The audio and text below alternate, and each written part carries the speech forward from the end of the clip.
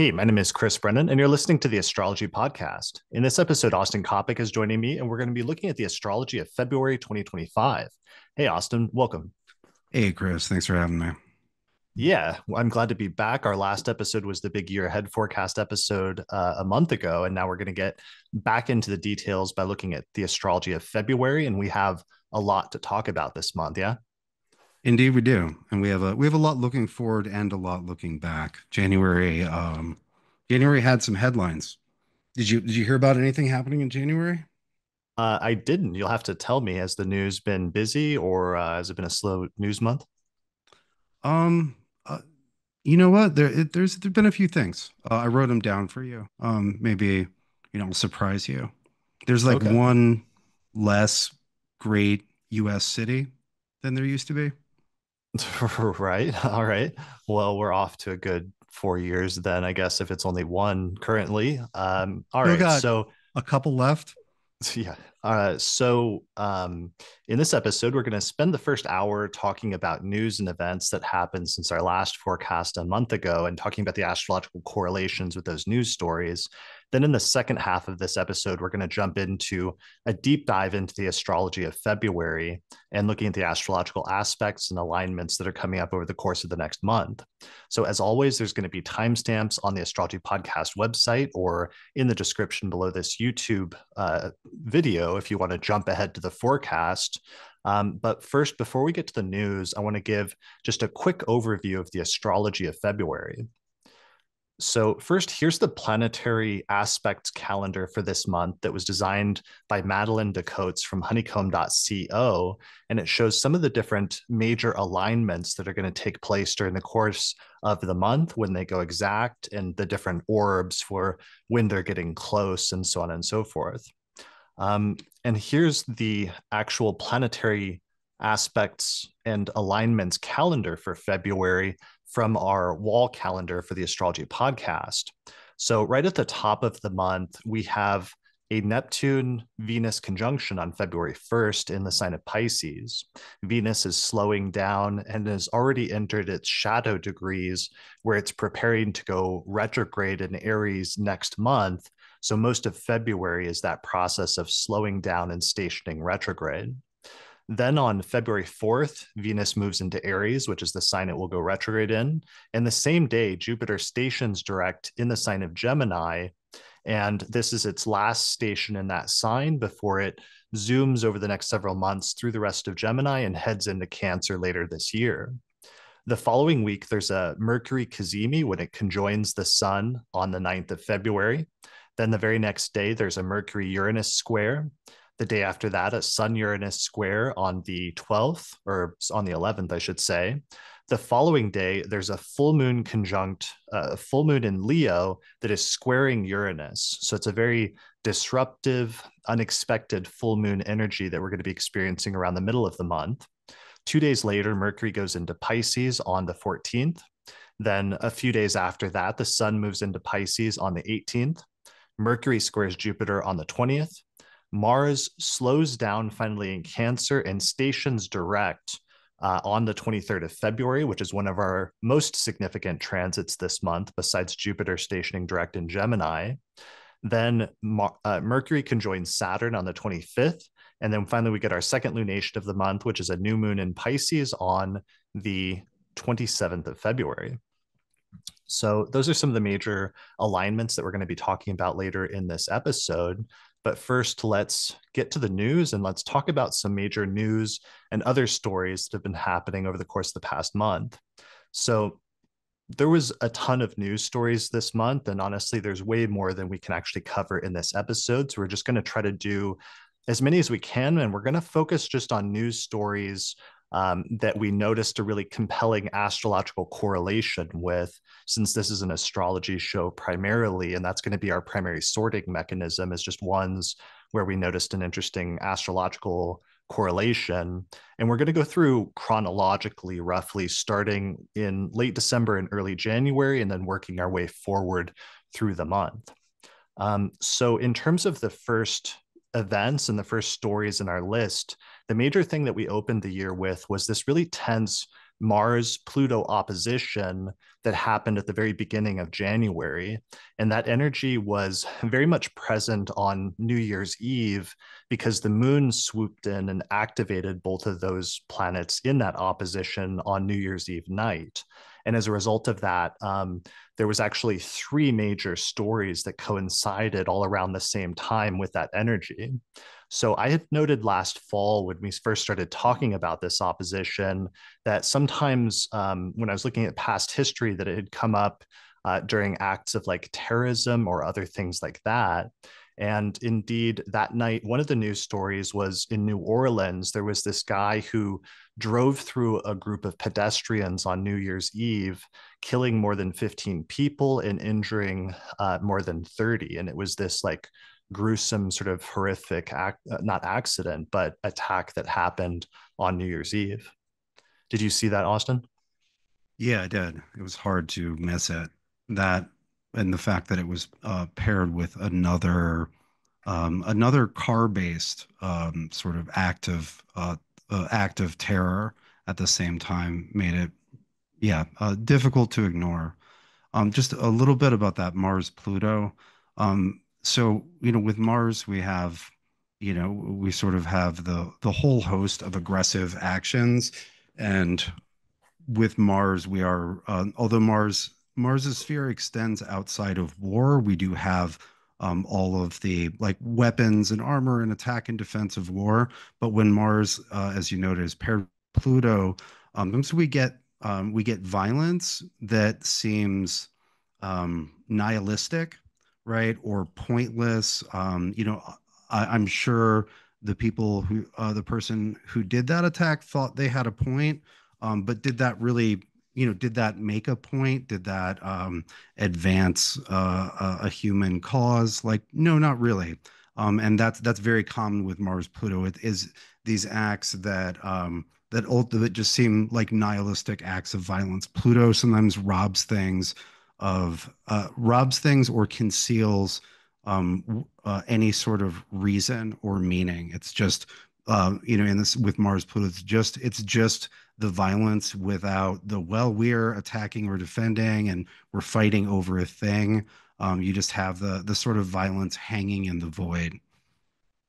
Yeah, because Mars is already in ancient astrology was the planet of war and violence, and then Pluto takes things to extremes. So you get Mhm. like extreme acts of violence and destruction happening under hard configurations between those two planets.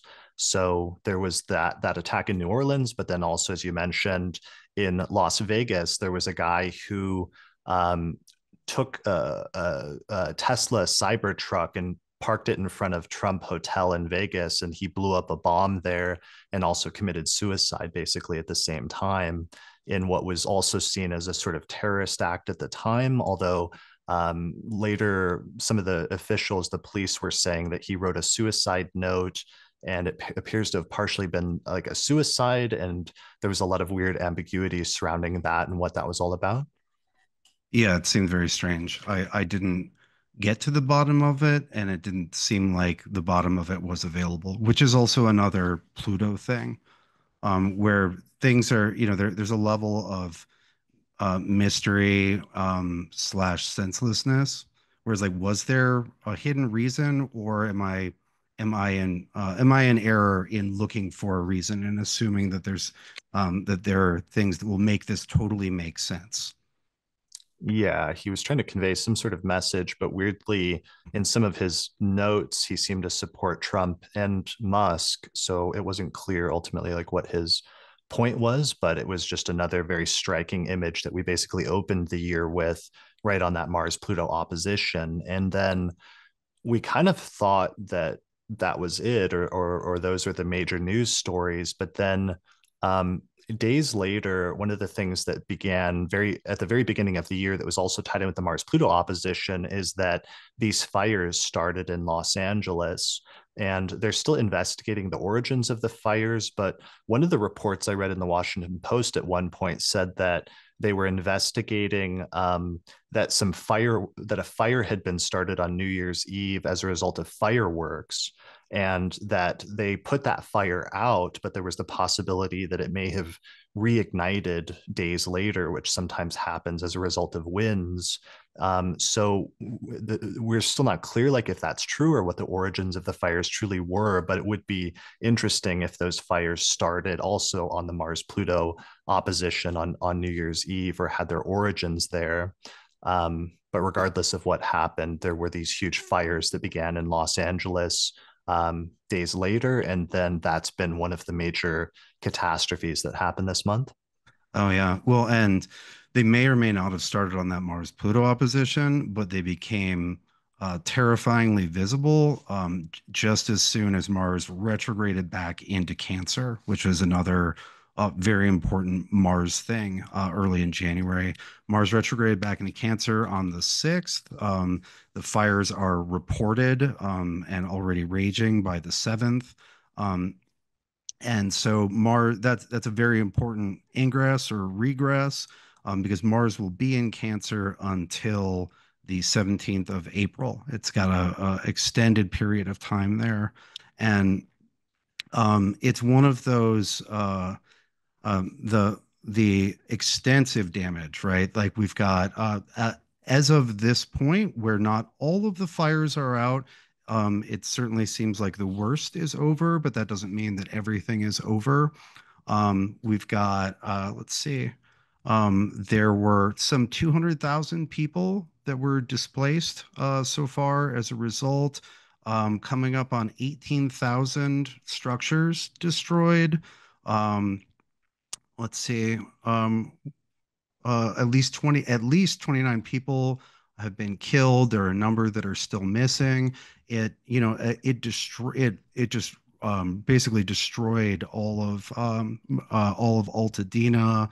It's completely transformed the Palisades, and there are also spots of destruction from smaller fires and other places in Los Angeles. It's changed the face of the city uh, in a way that we won't probably fully understand for years. But one of the things that's like too easy astrologically, and unfortunately right on the nose, is that Cancer is the sign ruled by the moon. It's the place of like home, comfort, safety, nurturance. And so Mars, the red planet, the burner, coming into Cancer, and that correlating with the destruction of tens of thousands of homes is it's unfortunately too literal, as we often see with the astrology. Yeah, for sure. I had used the analogy when we were talking about, Mars retrograde, and how it just like Mars is so slow and it just like extends a Mars transit. So it's stretching it out over this extended period of time, what is usually like a very quick transit. And so I Hmm. use the analogy of like eating a really spicy hot sauce and then having the burning in your mouth that just like won't go away for an extended period of time.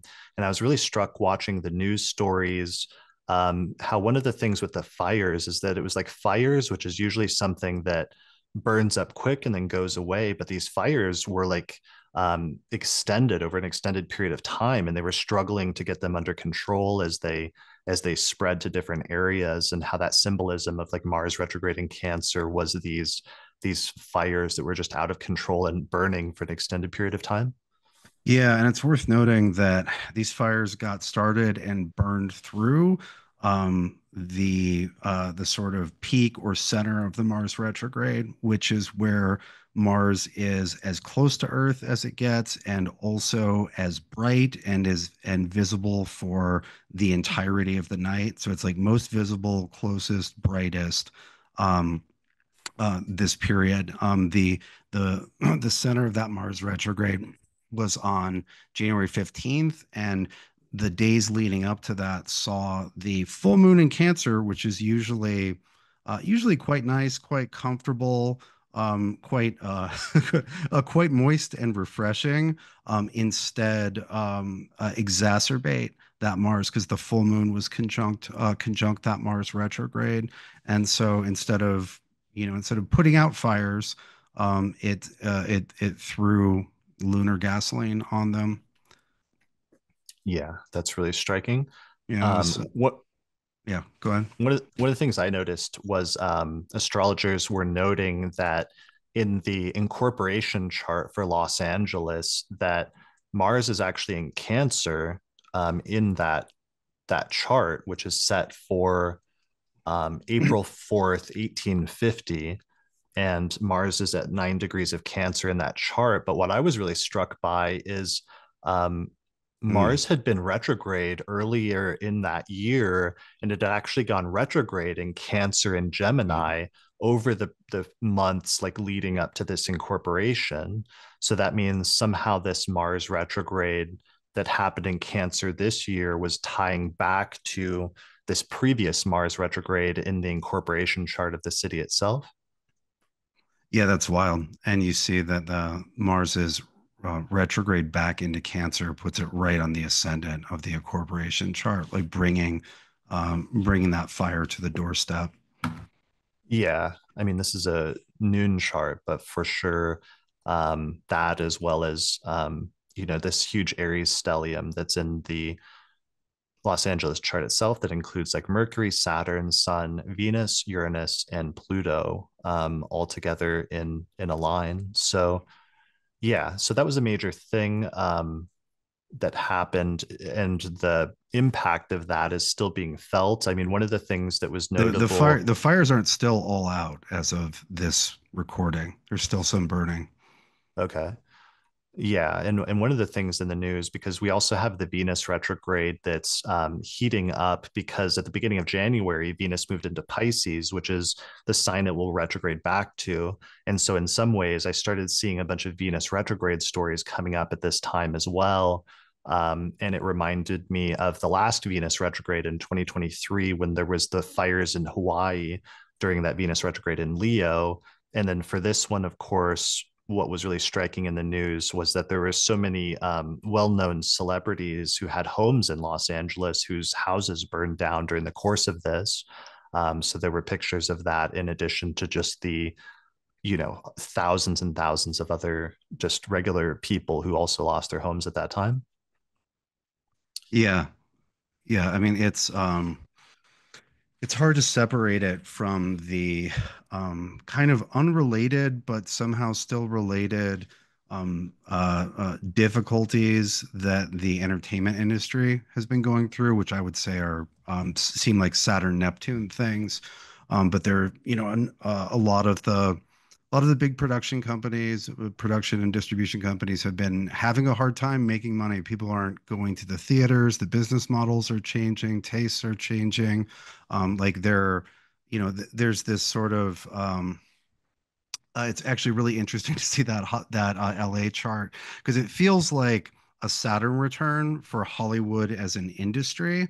And I see now, looking at that chart, that the city of Los Angeles was founded with or incorporated with Saturn in Aries, and so it's about to have a Saturn return. And that's separate from the Mars thing as an indicator of fires, but it seems like there are importance gathering around LA. It's unfortunate. Yeah, for sure. It was, yeah, So as someone who lived there for 5+ years, it was it was strange to see like, oh yeah, I remember going to someone's house in Altadena. I wonder if it's still there. Oh, I remember taking a trip out to the Palisades. I remember the Santa Ana winds, right? Which mm, are very strange. If you haven't experienced them, I would.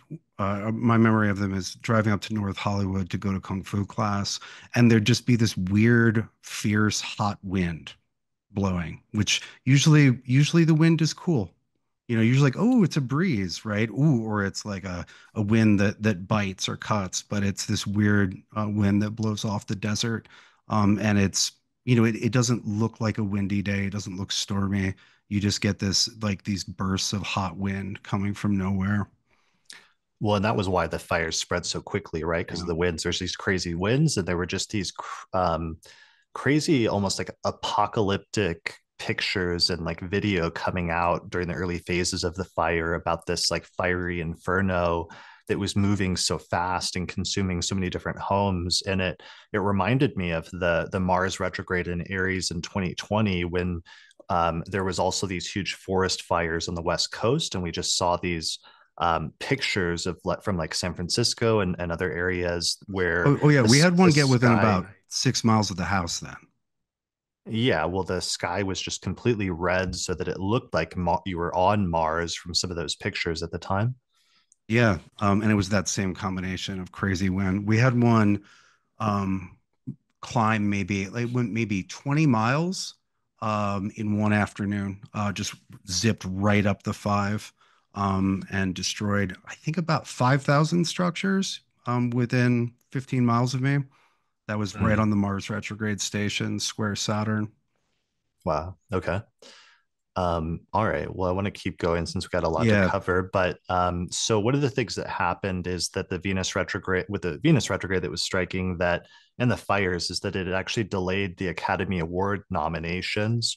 And Nick Best and I just released a whole 7 hour deep dive where we went through the past century of this Venus retrograde, which recurs every 8 years.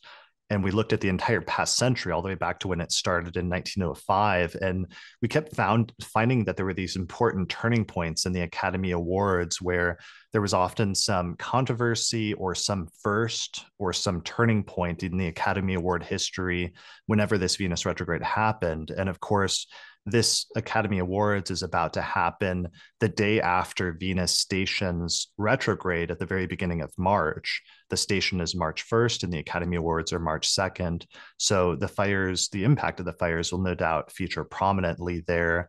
And it'll be interesting to see how that goes. Like 8 years ago, the last time this Venus retrograde happened was when in 2017 they called the wrong movie for Best Picture at the end. And there was this huge controversy because they called up the wrong people and then they had to fix it. Like Jimmy Kimmel had to come out and say, no, there's been a mistake. And then they brought the actual winners up on stage and it was this huge debacle. So it will be interesting to see how that goes here. In preparation for that, one of the news stories that happened this month on January 5th is the Golden Globes happened. And that night, Demi Moore and Jodie Foster both won awards the same night. And I found this really striking because they were both born the same year, only a week apart, and they both were born with Venus retrograde in Scorpio. So I had actually talked about their charts as Venus retrograde examples back in a Venus retrograde episode in 2003. So I was really interested to see both of them winning these awards on the same night as Venus was getting ready to go retrograde in Pisces. And that night, transiting Venus, because they were born only a week apart, they both have Jupiter at 3 degrees of Pisces in the same place.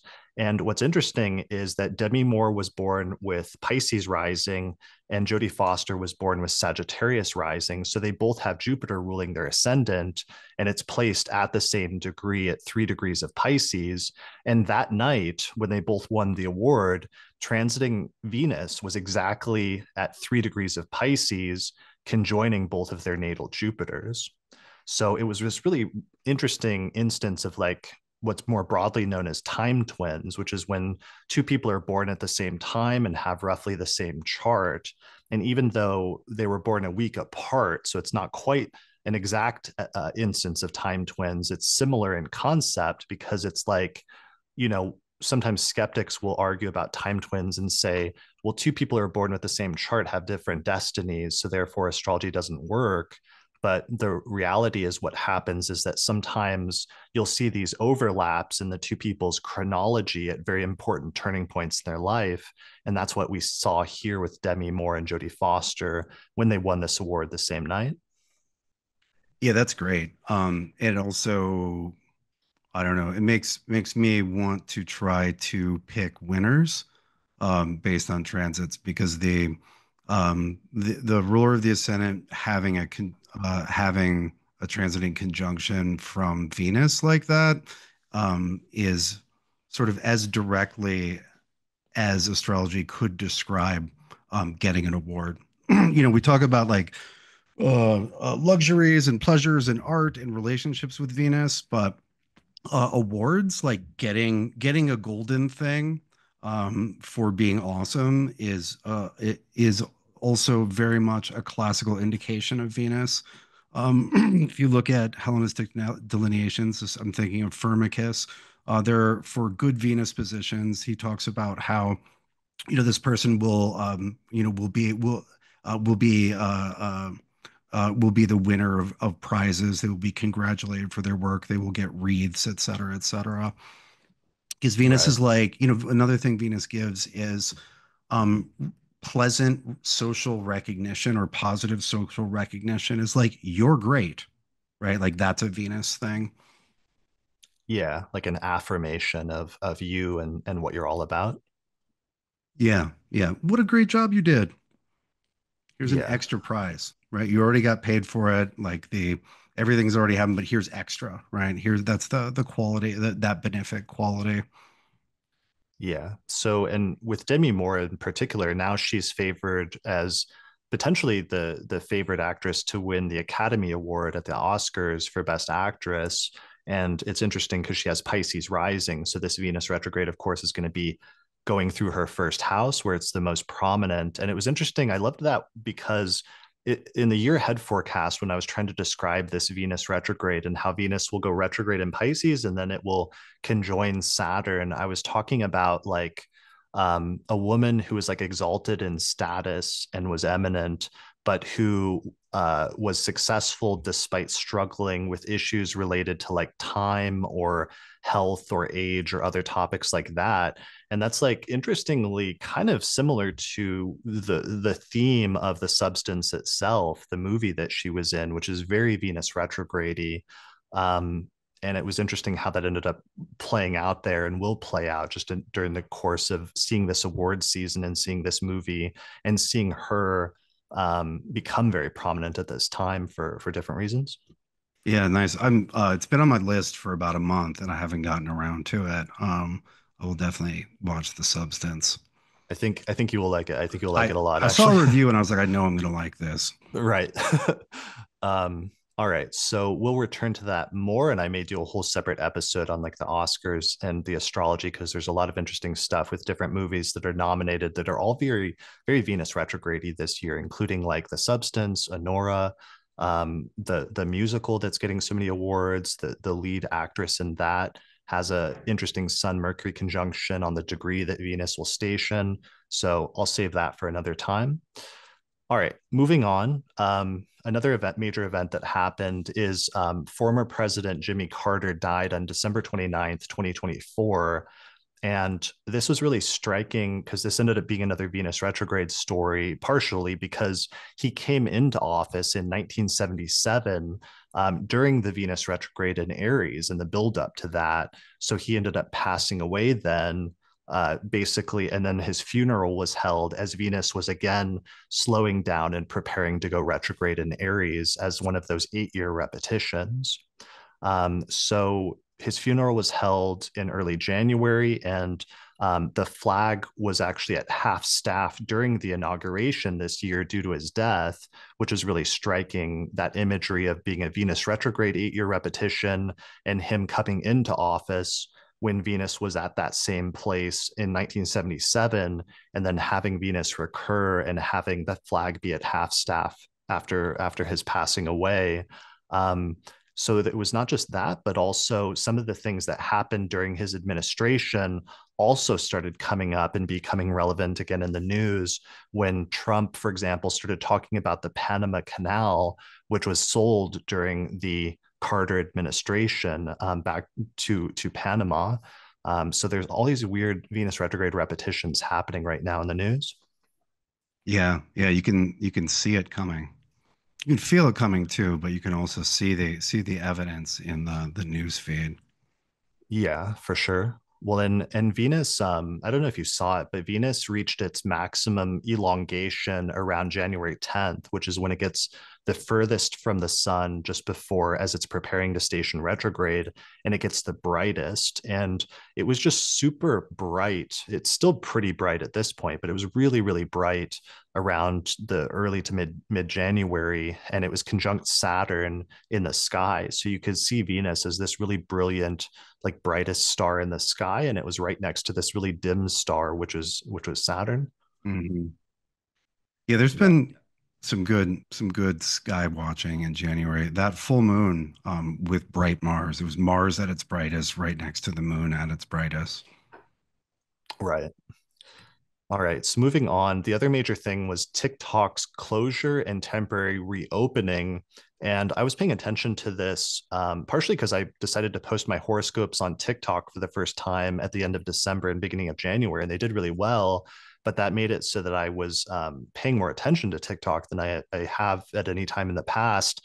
And one of the things I noticed is that the site was scheduled to close on the 19th of January. And as soon as the sun got within 10 degrees of a conjunction with Pluto, there was just this impending sense of doom and like dread that suddenly swept over that entire place when all of them realized that this was actually happening. And the Supreme Court issued a decision basically around that time that said they weren't going to stop it from closing.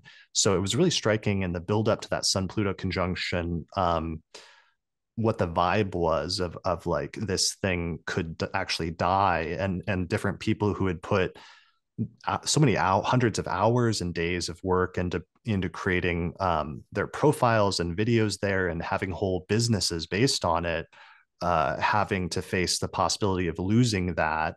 It was really striking. And then on January 18th, it actually closed. And that was that night as it closed, the Venus Saturn conjunction actually went exact in Pisces in the sky, which was really striking to watch.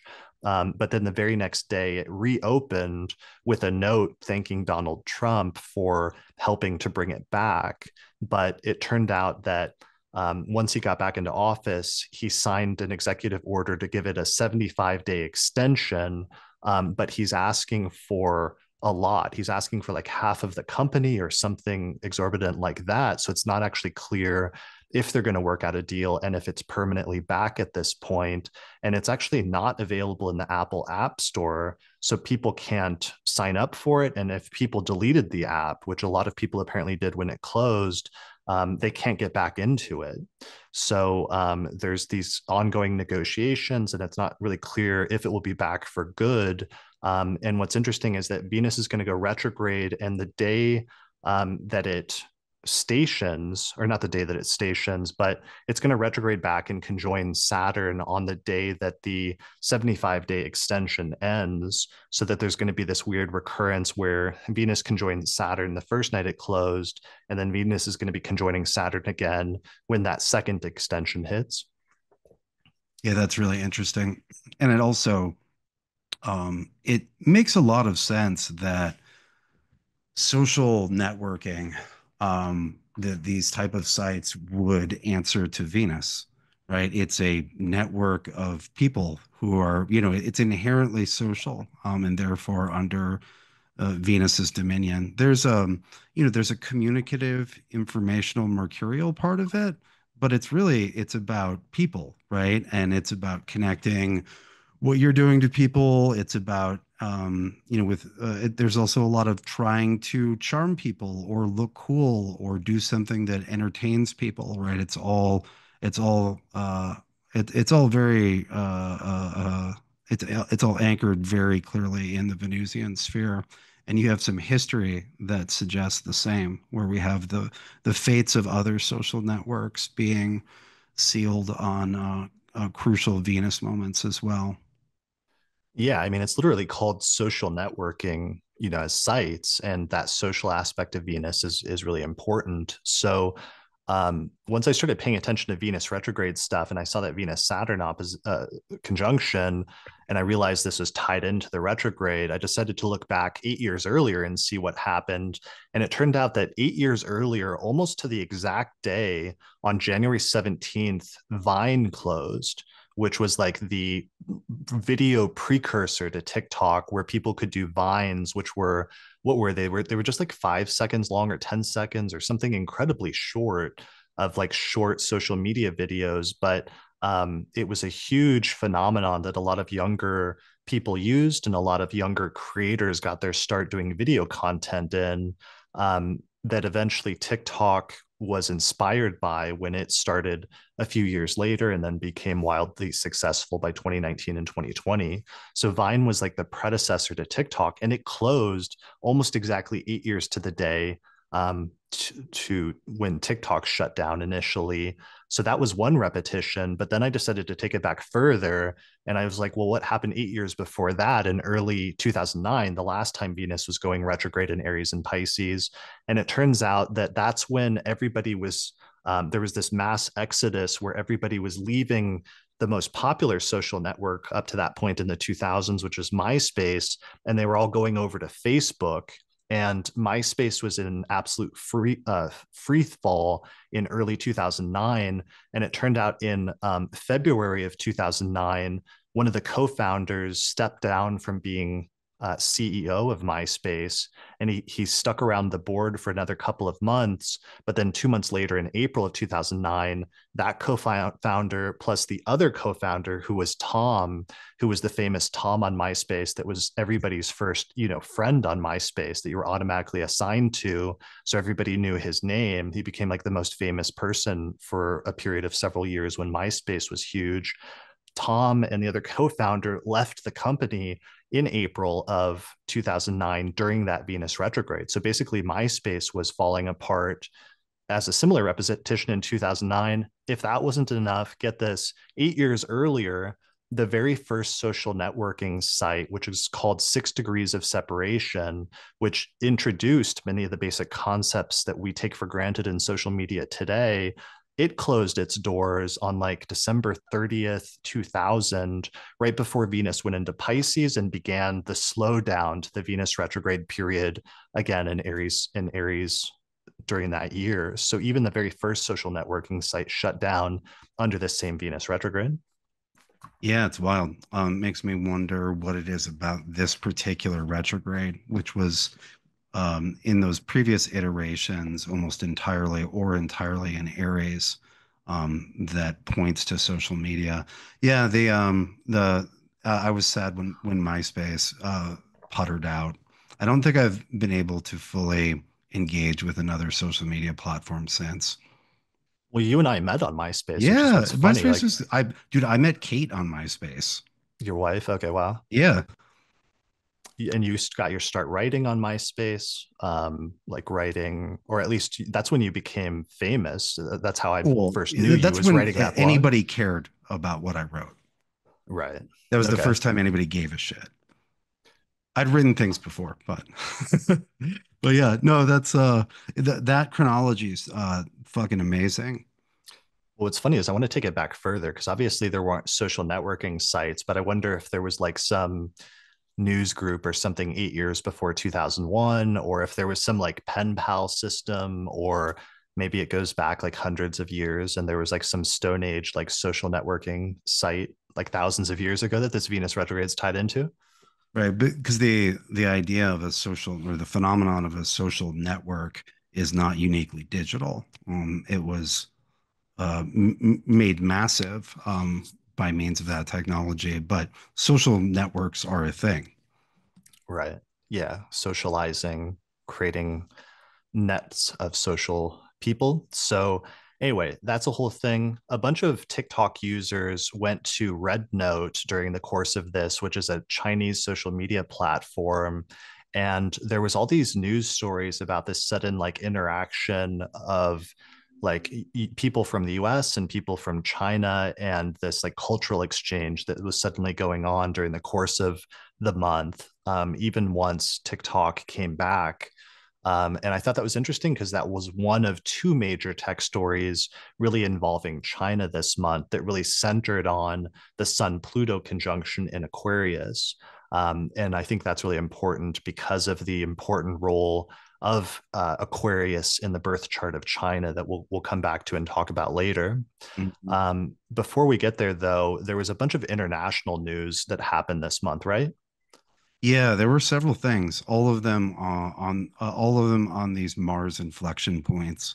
The first one occurred the day that Mars regressed into Cancer, which in the chart of Canada is the 10th house, and Canada has both the sun and moon along with Uranus, in Cancer in the 10th. And the 10th in a nation's chart is the place where you see leadership, whoever the prime minister, chief executive, president, whatever that chief role is called. And so on the very day that Mars regressed into that space, Justin Trudeau announced his resignation. And so I thought that was very striking, right? You have that trouble and the trouble that Mars brings, as well as a regress, or like a plan to withdraw, to regress from that position. And you Yeah. found some interesting connections with his chart or his life and this Venus retrograde cycle as well. Yeah, Nick and I talked about him a little bit in the Venus retrograde in Aries episode that this retrograde's important for him, but he's had some really challenging stuff come up in his life during this Venus retrograde in Aries, which is in his Justin Trudeau's eighth house where he has his moon. And one of the like early, really tough ones, one of the first ones for him is that his parents got a divorce, like this very public separation that was very publicized at the time during the Venus retrograde in Aries in 1977, when it retrograded across his moon, basically, and his mom left and she was like touring with like the Rolling Stones or something like that. Nick had a whole story about it. And then I thought this one as a recurrence was interesting. So it's like he had that sort of traumatic, important early life event happen then of the breakup of his parents' marriage. But then in this one, he had then a recurrence of this Venus retrograde that's about to happen in Aries, in his eighth house and his seventh house. And I thought it was striking that part of the precipitating event that caused him to step down was that his finance minister resigned, and she was a really crucial player in terms of his administration and his coalition. So there might have been something tied in with that as well. Yeah, interesting. I'd heard that, but don't pretend to know enough about Canadian politics to comment further. Yeah, I pick up things sometimes, but that's often one of the issues of always meant to say of why we often focus on US news better, because I always have this personal philosophy that I try to like not talk about things that I don't know much about as a general rule in my life. And I do my best to follow, I know a lot of US news and I try to follow some international news, but oftentimes we don't have as much coverage just because I don't like speaking about things I'm not knowledgeable about. Yep. In the wise words of George Bush, I'm not an economist. Right. Definitely. All right. There was another major piece of news internationally. Yeah, well, we had a pair of things occur, important things of a very martial nature occur on that Mars-Sun opposition on the 15th, which was right after the full moon, which was on the 13th. That like 12th through the 15th was just all Mars. And so the first was that the South Korean president, who had declared martial law on the Mars retrograde station in early December, was arrested on the Mars Sun opposition on the 14th, 15th. I think it was 14th in Korea, but it would have been 15th here, or South Korea.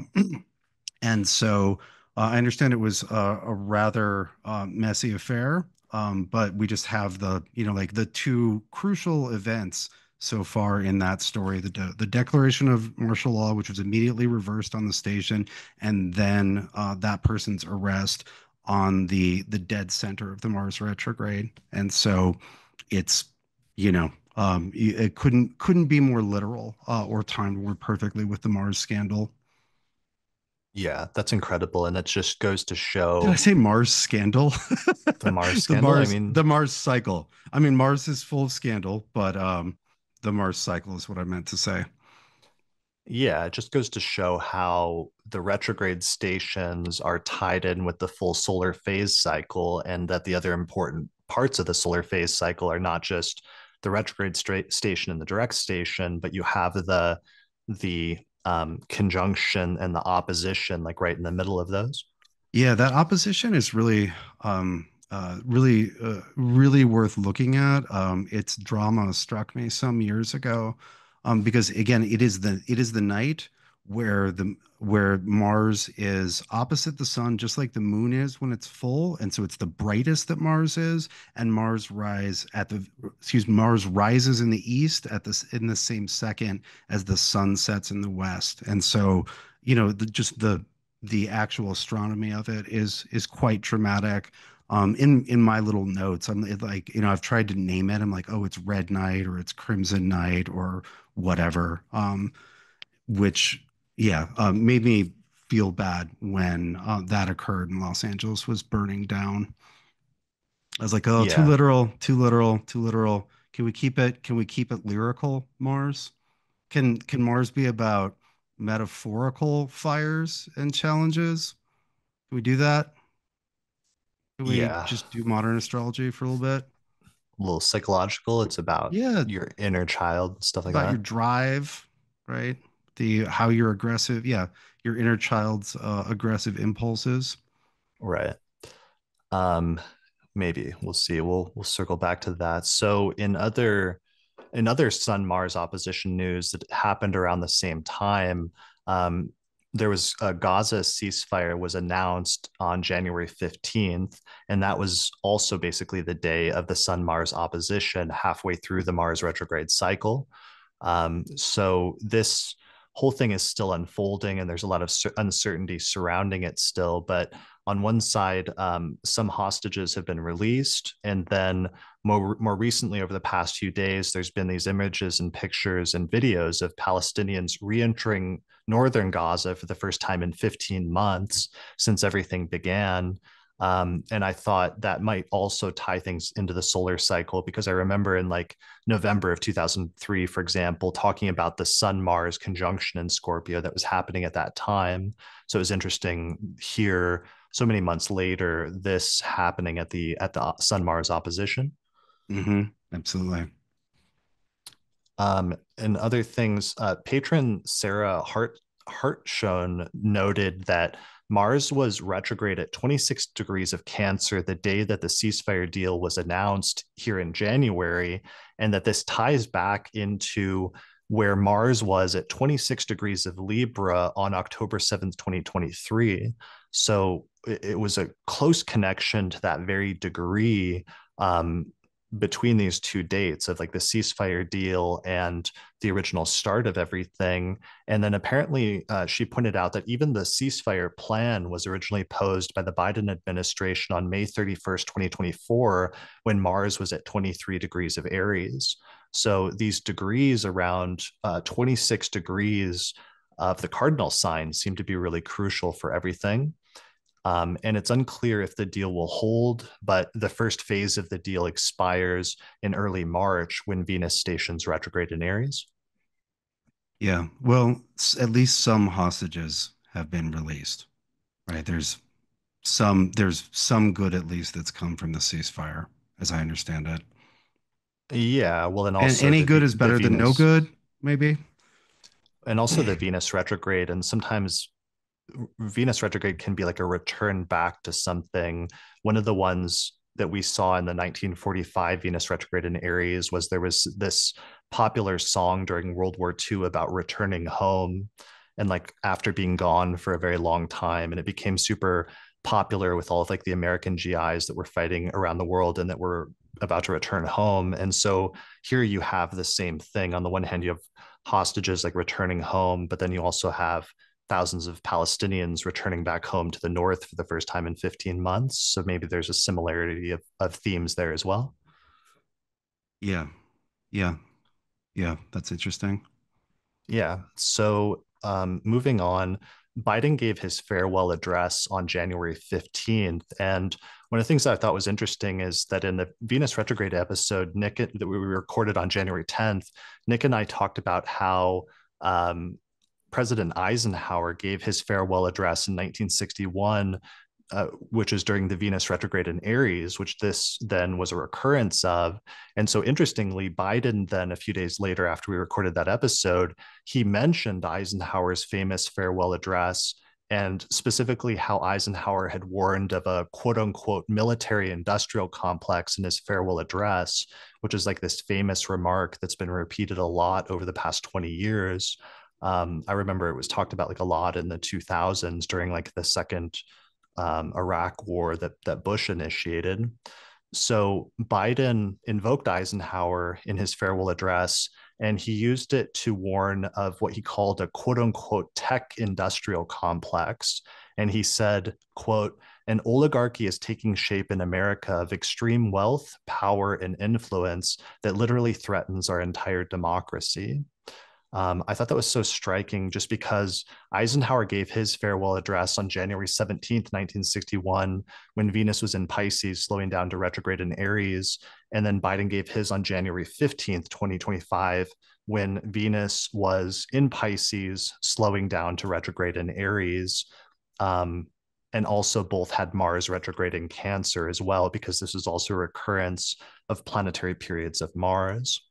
So, in completely unrelated news, Trump had a line of tech billionaires at the inauguration that were sitting in front of his own cabinet. That was people like, Elon Musk, who's the richest man in the world, Jeff Bezos, who was, I think, one-time richest man in the world as the head Mhm. of Amazon, Mark Zuckerberg as the head of Facebook, the head of Google was there in the same line of guys. There was a bunch of basically like richest tech billionaires in the world. Yeah. I guess two quick things on that. One, I've often discussed when talking about Pluto's movement through signs, how Pluto gives a different face to the nightmarish, death dealing force that it carries, and how when it was Pluto and Scorpio in the 80s and early 90s, it was occult serial killers like Richard Ramirez, or excuse me, sex occult killer figures who were very popular then. And we've been talking about what face Pluto and Aquarius will wear. And I think evil tech plutocrat, right? Like as a figure, as as appropriate villain, and source of anxiety and fear for Pluto and Aquarius is a pretty good match, right? Like it's the sort of Lex Luthor style villain. And I suppose on another note, it's almost refreshing to see the like the plutocracy out in the open, because it's not that this happened, in the last 6 months. Um, we've, the United States has long been subject to quite undemocratic forces, and so it's shocking. It's shocking to see it so out in the open, and likely indicative or characteristic of the era that we're entering. Yeah, I mean, I think with Pluto, one of the things I had been talking about for a long time this was the first Sun Pluto conjunction in Aquarius. Hmm. And Which this is really important because it sets the stage for the next 20 years of Sun Pluto conjunctions in Aquarius. And that synodic cycle is very important because just like we've been talking about the synodic cycle between the Sun and Venus, which results in like the Venus stations and conjunctions, or the Mars retrograde stations and conjunctions and oppositions with the Sun. This was the Sun and Pluto doing this for the very first time in this sign during this 20-year phase. So it was really setting the stage and planting the seeds for a lot of things that are going to develop over the next 20 years. And the inauguration and this thing with the tech billionaires taking this new, much more blatant role in terms of intermingling with politics and having powerful roles, sometimes like directly an influence over the executive branch and the government itself. This is a new phase of this. I think that's an escalation. Yeah, well, and the simple symbolism of the sun with Pluto, like the sun is that which makes things visible. And so being able to see something as clearly as possible. And then also, I would add that we're fortunately, unfortunately, probably unfortunately, very much on our continue to be on in the cyberpunk timeline, where we're in giant corporations and those that head them huge players in some scenarios on the same scale or larger than nation states. Like that's part of every cyberpunk vision of what was in the 80s and 90s the near future, like the 2020s or 30s. And now that we're here, there's an unfortunate increasingly perfect match for what it's worth. Like that's part of all those visions. I mean, yeah, it's just weird because practically speaking, if you had told me that that was happening 10 years ago or something, I would say that's a little exaggerated. Like, surely it's not, things aren't going to be that bad, but like we're kind of there at this point, and this is the very beginning of Pluto in Aquarius. So it's striking. Let's keep moving through the news. Sure. So Trump was inaugurated on January 20th. It was moved inside due to the cold, due to a cold snap on the East Coast. And what was interesting is there's a Washington Post headline at the same time saying the last time this happened was 1985 during Reagan's second inauguration, which guess what? Of course, was Venus slowing down to station retrograde in Aries. So it was another 8-year repetition of Venus when they moved everything inside due to the cold.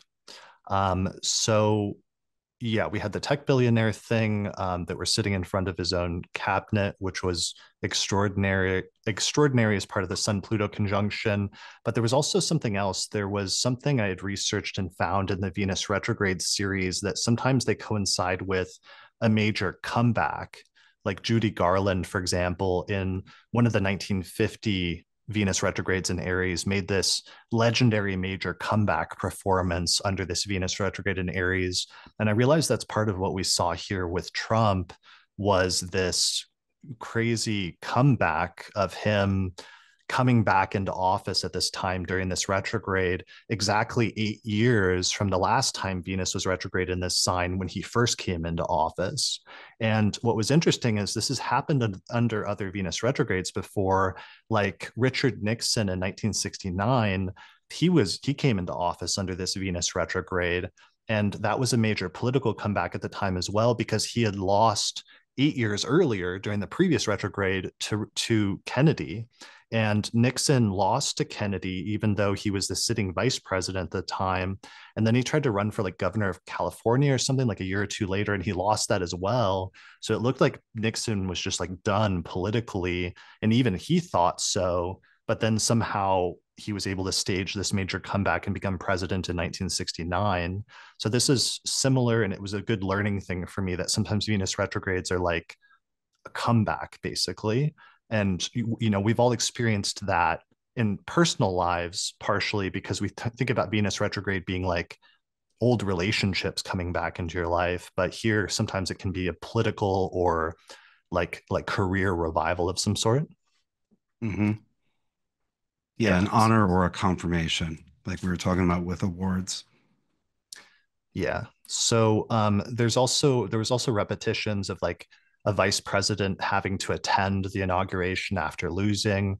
That happened in 2001 with Gore during this Venus retrograde, as well as 1961 with Nixon. Even Hillary 8 years ago, Hillary Clinton having to attend in 2017 because she was the former first lady was like part of that. And then of course you had Kamala Harris having to attend this inauguration. There was a comet that showed up and became visible in the days before the inauguration. It was Comet 2024 G3 Atlas. It became very bright after its closest pass to the sun on January 13th and developed this really striking tail. And I thought that was, again, notable that we keep seeing these comet things happening. Yeah, it seems like there's a comet in attendance whenever anything important happens for, I don't know, the last 4 years now, 5 years. Well, the past year, especially. I mean, Oh, especially, um, but they've been in showing up. in April, in October, right before the election, and then again right before the inauguration. So, in the inauguration speech, Trump kept talking about it being the beginning of a new golden age. And that really reminded me of the Emperor Augustus because Augustus was the first Roman emperor, and he also presented his reign as a return to this mythical golden age.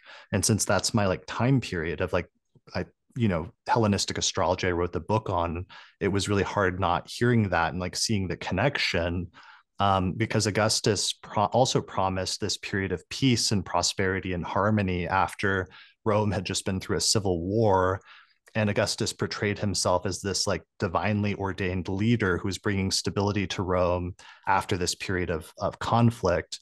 And what was weird is that a comet appeared during the funeral of Julius Caesar, who was his adopted father. So Augustus basically used that for political purposes or propaganda purposes to say his adopted father had been deified, and therefore, by extension, he was also a god as well. And that became the beginning of his reign, was that comet that appeared at that time, which is Well, no, crazy. I mean the comet that appeared at Julius Caesar's funeral began years and years of vicious civil war in Rome that ended with Augustus as the victor. But there were years of brutal reprisals and multiple civil wars. So if that was an indicator of anything, it was the bloody years to come.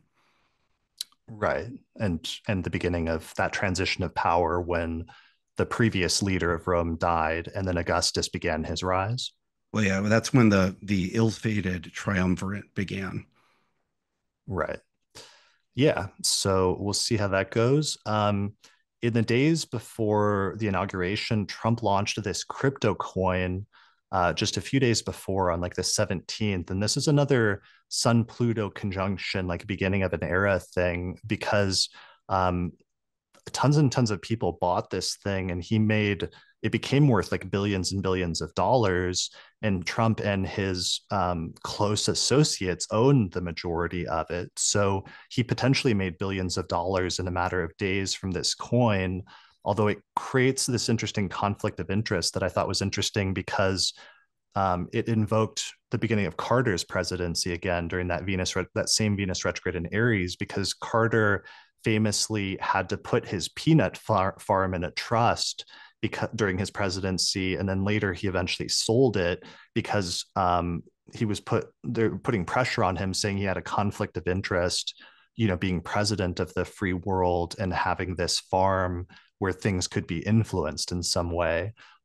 So there's an interesting repetition of that here because it sort of creates a conflict of interest where Trump has billions of dollars worth of this coin now that's come off of him becoming president again, but also is enacting deregulation and other rules that will influence cryptocurrencies, including his own.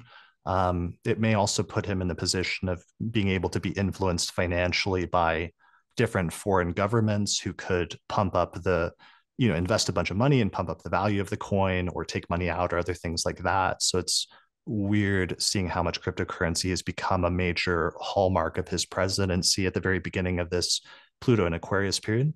Yeah, the inauguration taking place on that Sun Pluto conjunction is just anchoring all of these Pluto and Aquarius themes to it, like in a more obvious way than I think we could have even guessed. Like the front row seating for the plutocrats, the launch of the coin, the crypto coin right beforehand. Um, Right. yeah, Yeah.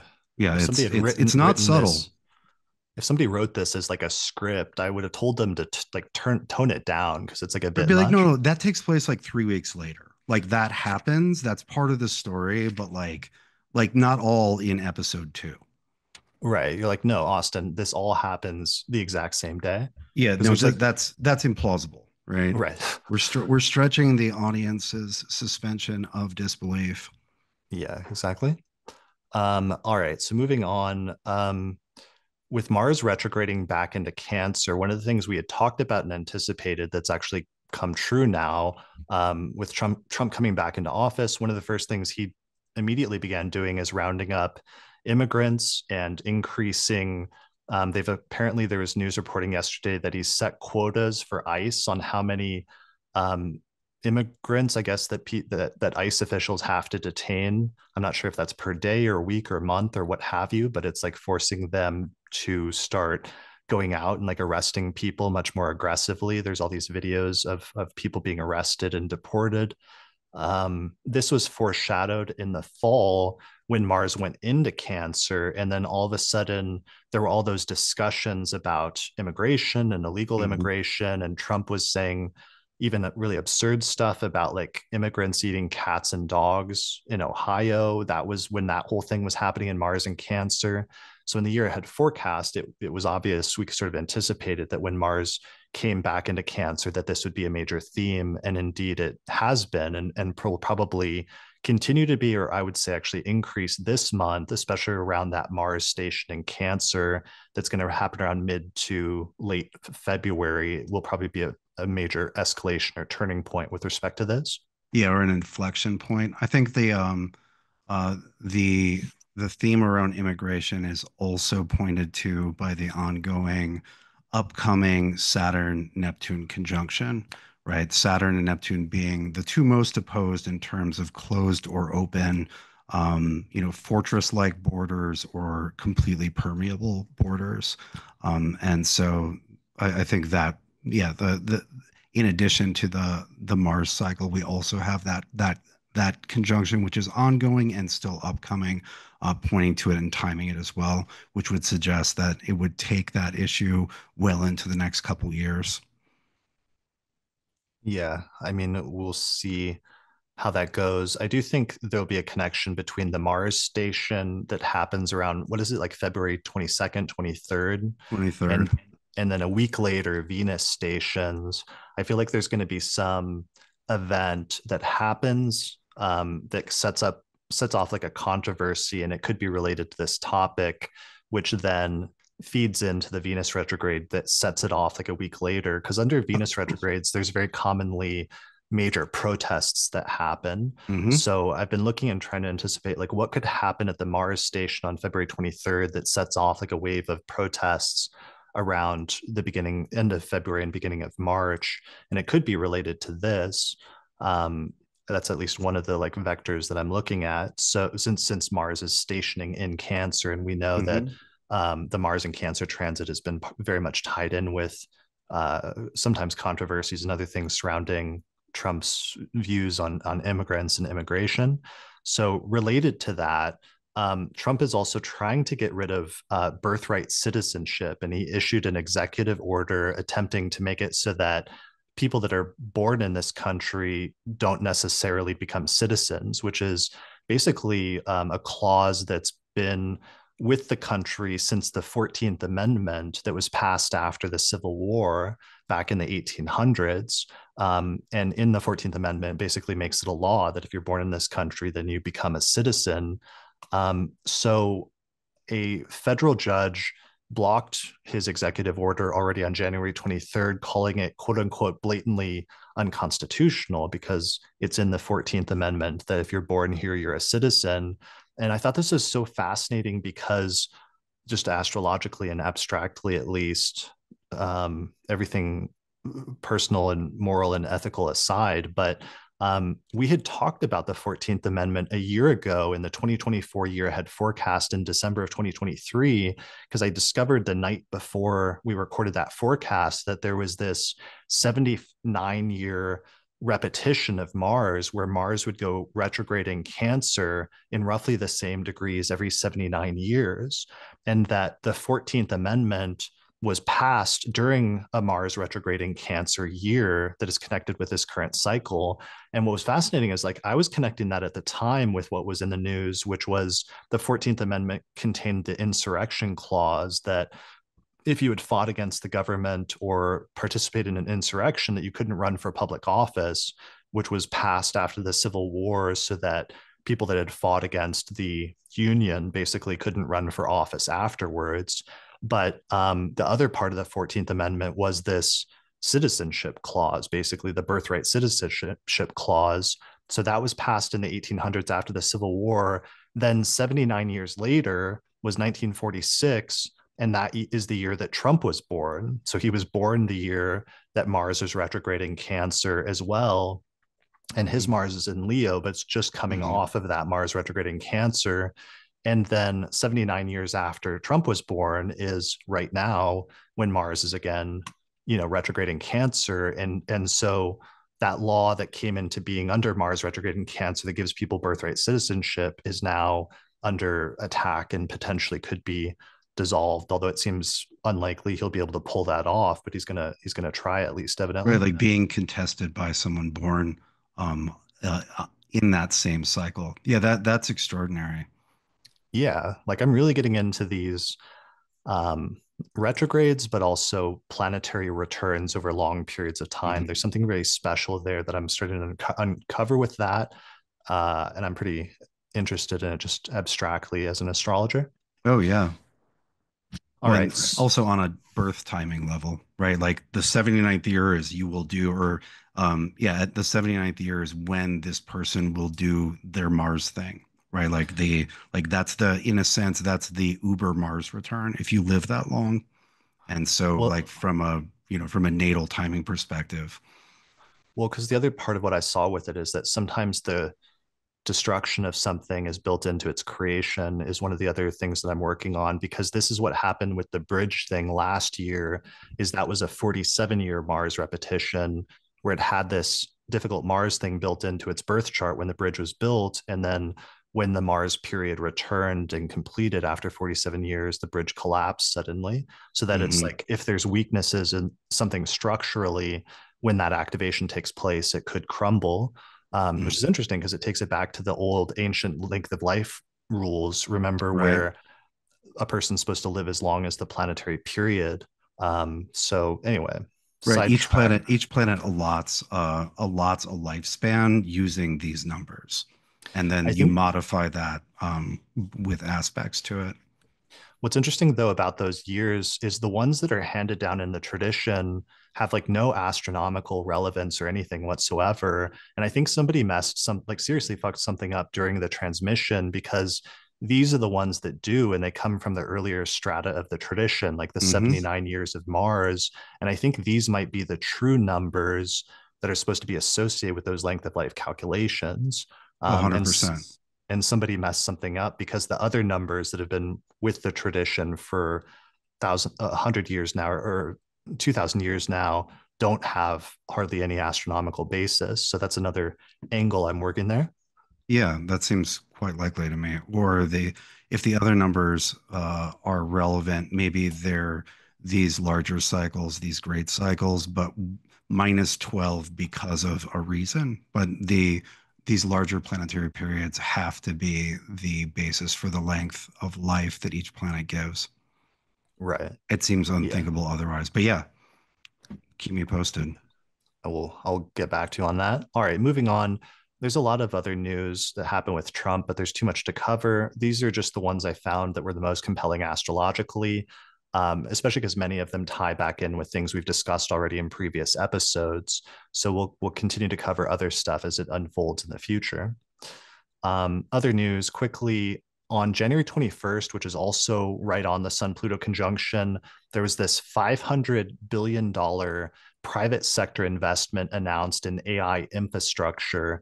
That was a joint venture called Stargate that involved the founder of OpenAI and ChatGPT, Sam Altman, who made an announcement at the White House that day. And apparently, they're going to use this to build these massive data centers, and they've already started building them in Texas. And then the other part of it is they're also going to be putting huge amounts of money into power and electricity, because I was reading that AI data centers could reach up to using 10% of US electricity by 2030. And it's only at like 2% or 3% or something right now. So we're just talking about massive amounts of power and energy that are going to be pumped into these data centers, which is also, as I discussed in the year ahead forecast, causing everyone to start moving towards using nuclear energy again, all of a sudden out of nowhere. And also on this conjunction, Trump immediately revoked Biden's executive order that was addressing AI risks, basically, that was trying to put some guardrails and regulations and like safety protocols in place for all this crazy AI stuff. And Trump revoked that order basically, so that all of this stuff is just going to move very rapidly at this point. Yeah, absolutely. it's made me revise my thinking about what to title this period of this maybe 8 year period of history that we've just entered. My unserious title for it was Cyberpunk Clownmageddon. And I feel like that's moving up the ranks. I feel like Cyberpunk Clownmageddon is becoming a more accurate descriptor than some of the other more dignified phrases that I proposed. I like that. That is better. More Clown descriptive. We'll see. Clownmageddon. All right. Um, so moving on really quickly to finish up my last piece of news. The latest thing that happened is that there's this new AI that was just rolled out by a Chinese company called Deepseek that completely surprised everybody this week. And what was really striking about this is that Deepseek R1, the new AI model, was released on January 20th. They released it like right on the day of the inauguration, but also on the Sun-Pluto conjunction. And it was by this Chinese AI company. And what surprised and shocked everybody, all the news right now, especially over the past few days, has been talking about this being like a shocking and surprising event that's completely shaken things up. And I think it's because Uranus is stationing direct in Taurus right now over the next few days. So what we're experiencing is the Uranus station and the surprise and upset of that. So what was surprising about this new Chinese AI model is that it surpassed the most recent AI model by OpenAI, which is one of the leading AI companies that makes ChatGPT. The other thing about it is that it's fully open source and it's much, much cheaper than Western AI models.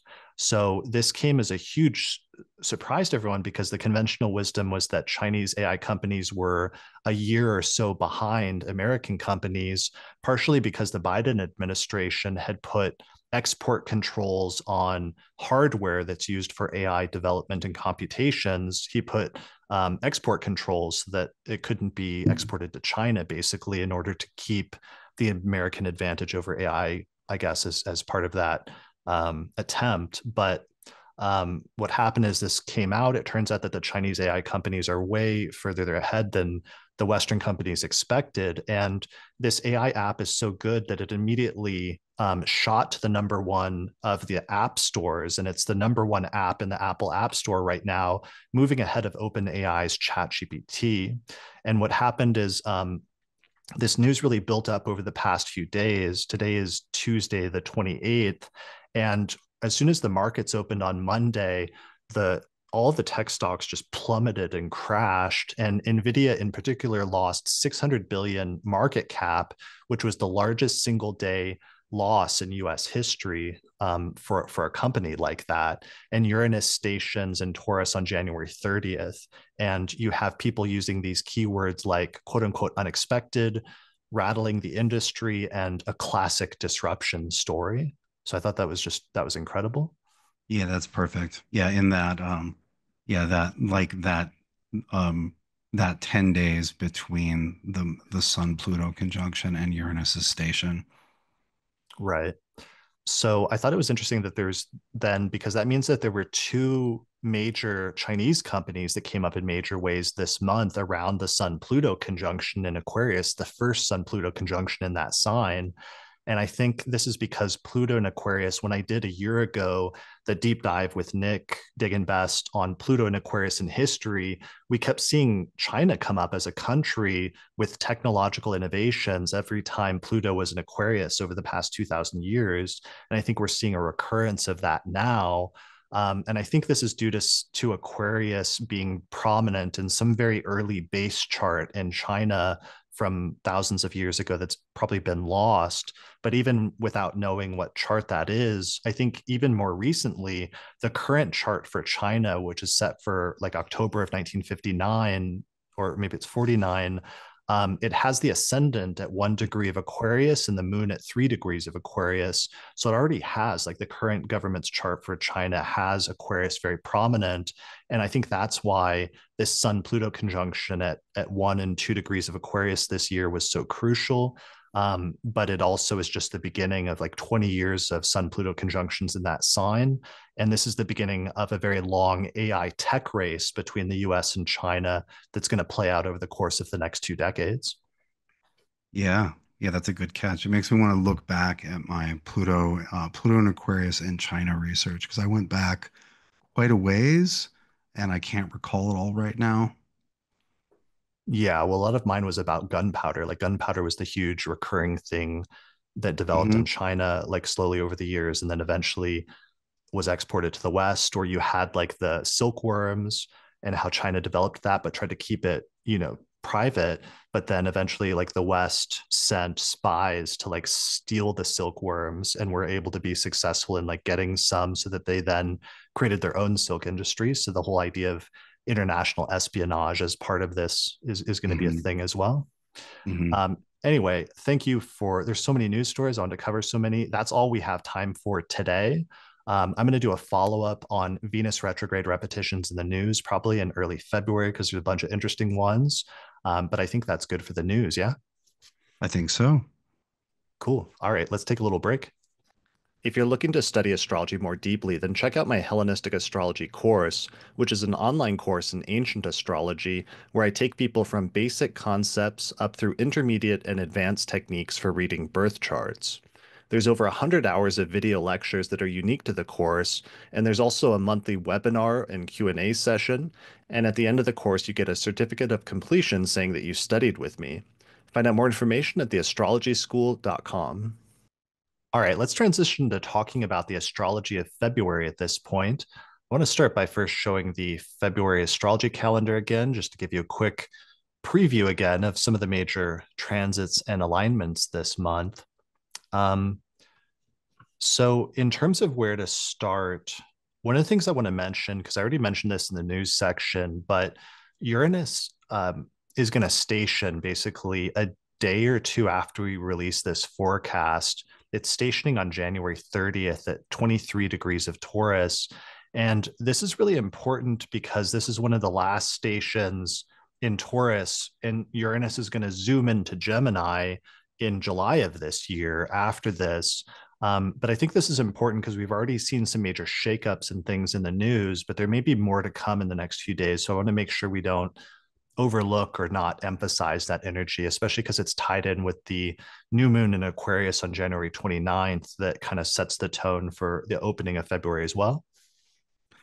Yeah, February opens sort of in the wake of Uranus's destabilizing station, and it being a direct station.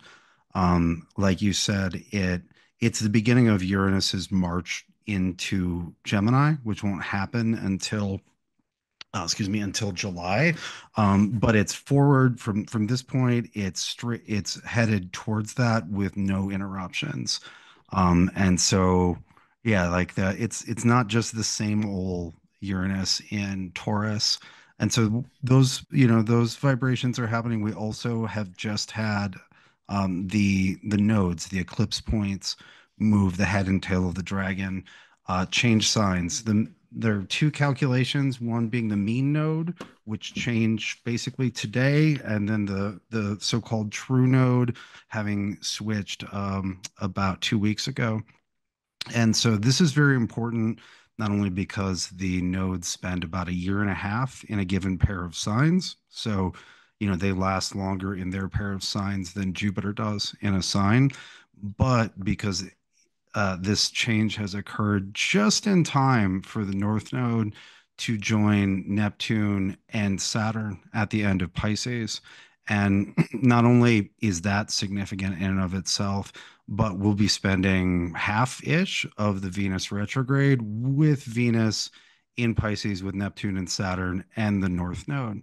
And so an extremely important addition to the astrology of the next several months. This is the show could not happen the way it will without the North Node moving into the end of Pisces. Yeah, because the nodes in ancient astrology are referred to as the eclipsing places, and they tell you where eclipses are going to happen. And we've already had one eclipse in Pisces back in September that kind of opened that series. But we're going to have the next eclipse in that series happen in Virgo now that the nodes are in those two signs in Pisces and Virgo coming up here in March, right? Yeah, yeah, and then on to a full set of Pisces Virgo eclipses during the second half of the year. And the nodes, of course, also act. The nodes are also meaningful transiting points when even if there's not an eclipse occurring, if the North Node is conjoined something exactly in your chart, that matters. I remember years ago I was debating with myself, whether the nodes mattered when eclipses weren't happening. And I looked back at a period of time where I decided, really without warning, to stop writing my annual almanac. Right, I did like an annual almanac for 5 years in a row, where I wrote about every day, every month, every major ingress, et cetera, et cetera. It was a big project. And one year I was like, you know what? I'm not fucking doing it. Just before I was due to begin, it took me about a quarter. And I looked back at that, and the South Node was conjoined by Mercury in the 10th house, suggesting a profession involved with creating words. The South Node was conjunct my Mercury by degree when I'd made that decision. There were no Mm. eclipses. There weren't eclipses for several months on either side. But it convinced me that the exact conjunctions from the nodes mattered quite a bit, even when eclipses weren't occurring. Yeah, I had a South Node conjunction with a planet in the 11th, and just like a friendship that ceased to be as prominent in my life at one point when I had a transit like that. So that was a similar thing where it also showed me that sometimes the South Node really can indicate a decrease of something. Yeah, there's often it's just sort of yeah, like there's often a fade away. I remember being kind of shocked at how quickly I just dropped a giant project. Like I don't do that. I usually persist way too long. Um, Right. Like an eclipsing, a hiding, yeah, fading it's away. just not like the sun or the moon's light. It's just not there, right? It's just not there anymore. Right. Um, So this is Pisces, and that's where the South Node's going to be, and then the North North Node. Node's in Aries. Go North ahead. Node is entering Pisces, and the South Node is entering Virgo. Right. Sorry, I've reversed them in my mind. I was just thinking about because the other thing that's happening that happens at the very end of January, but we open February with, is that Venus has moved into its shadow degrees, where on January 28th, Venus passes 24 degrees of Pisces, which is the degree that it will later retrograde back to and station direct at all the way in like April. So that means we've also not just entered the like pre retrograde when Venus moved into Pisces on January 2nd, which is like the sign it will retrograde back into, but on January 28th, we've officially entered the range of degrees in Pisces that Venus is going to actually return to, which are the sensitive degrees for people if they have, especially planets in the last decan of Pisces or the first decan of Aries. Yeah, and if we look at the chart of February 1st, we actually see Venus conjunct the North Node conjunct Neptune with Saturn there, and the moon's on top of it. And so, like February, the very first day of February actually looks like the end of March. We have the same thing that's going to recur.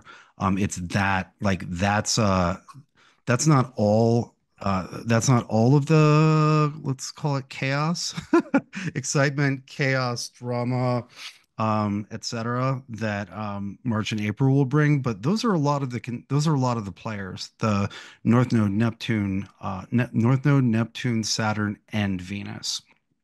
And leading up to that, we get the exact conjunction of Neptune and the North Node, and we get one exact conjunction between the North Node and Saturn.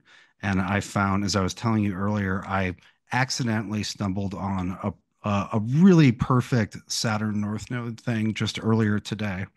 I'd seen Nosferatu the other night, which was fantastic. Loved it. Great, deep, deep, masterful sort of revisiting of a classic piece of cinema.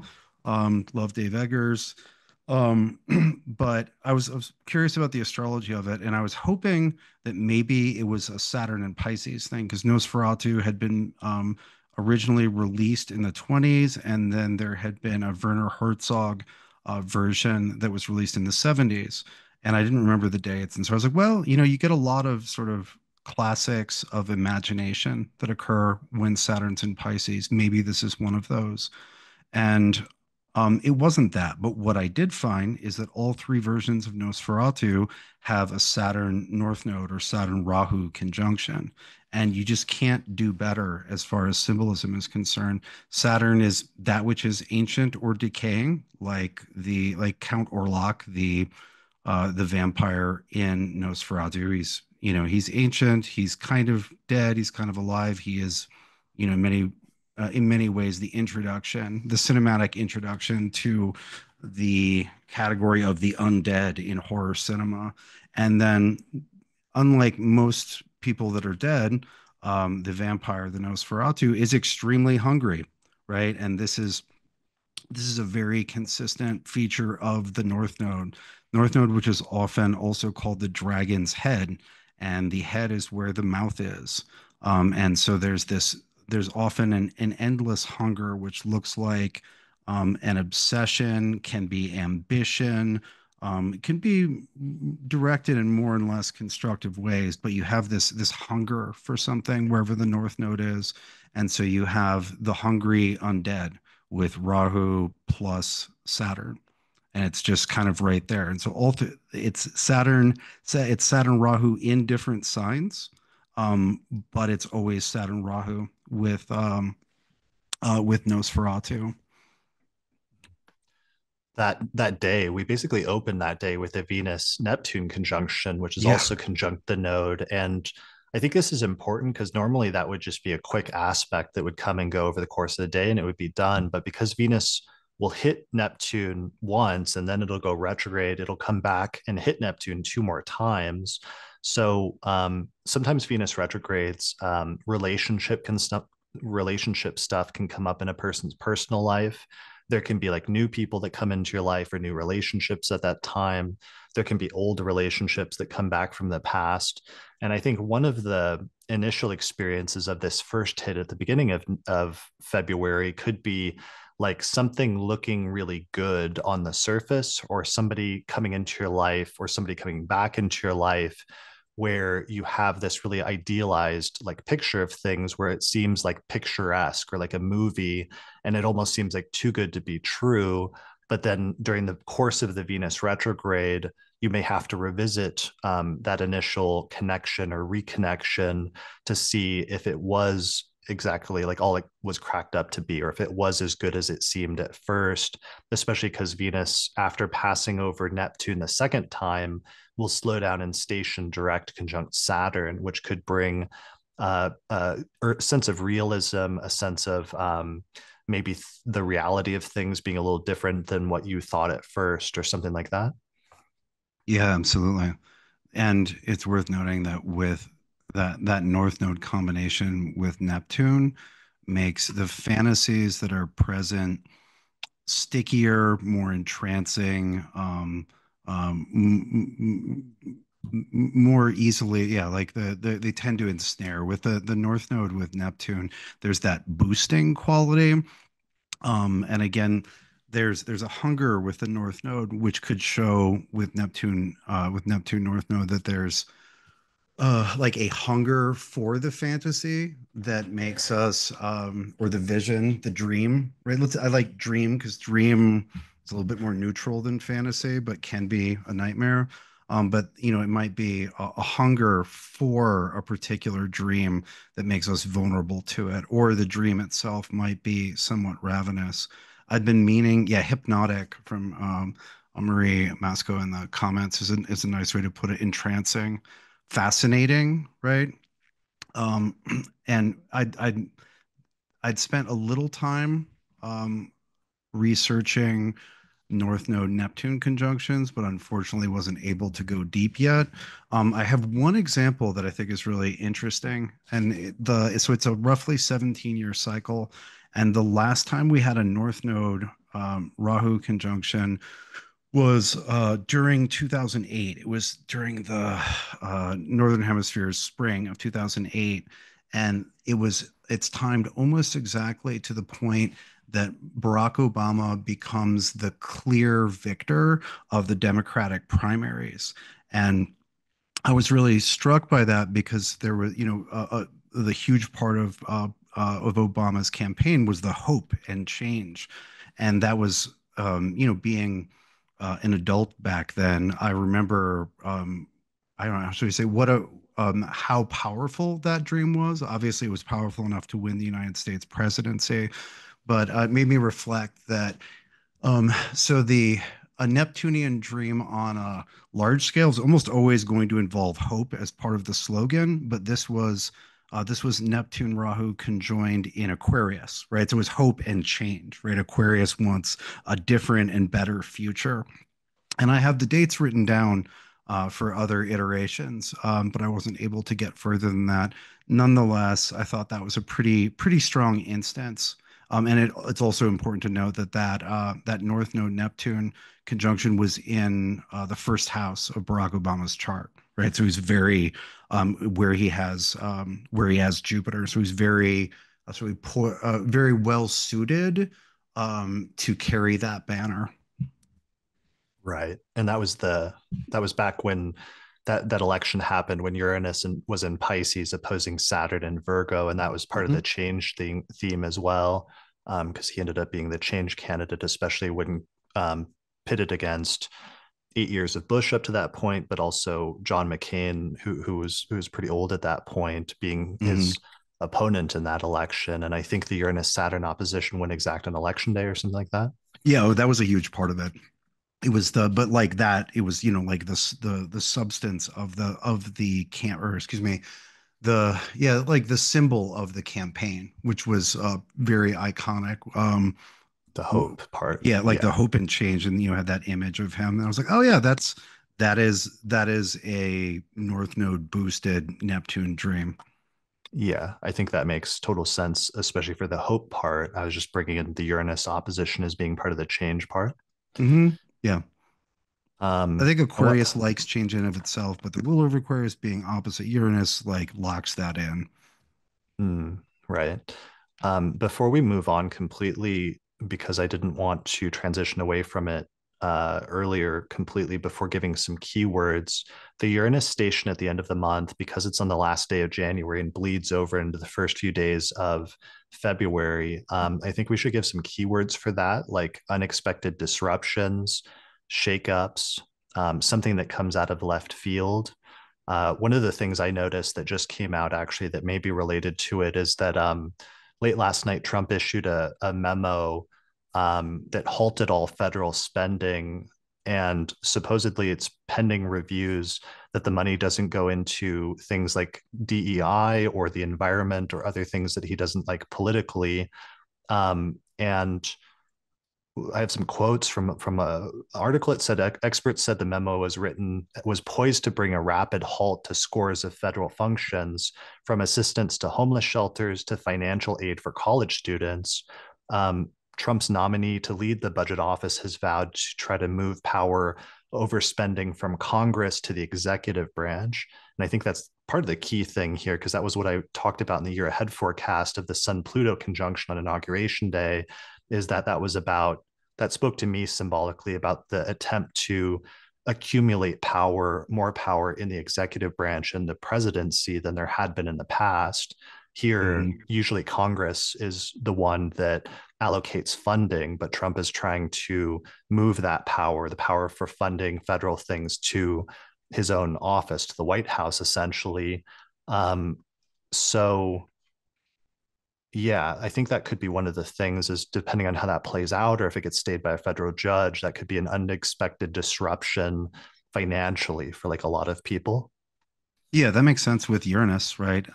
The like Uranus in Taurus, like disrupting flows of capital, like expecting the funding to be there for something, and then suddenly it's not there. And outside of that particular example, there may also people may also experience, oh, there's no, we don't have the money to do that. Oh, no, there is the money to do that, because Uranus is, though always disruptive, sometimes delights with a surprise.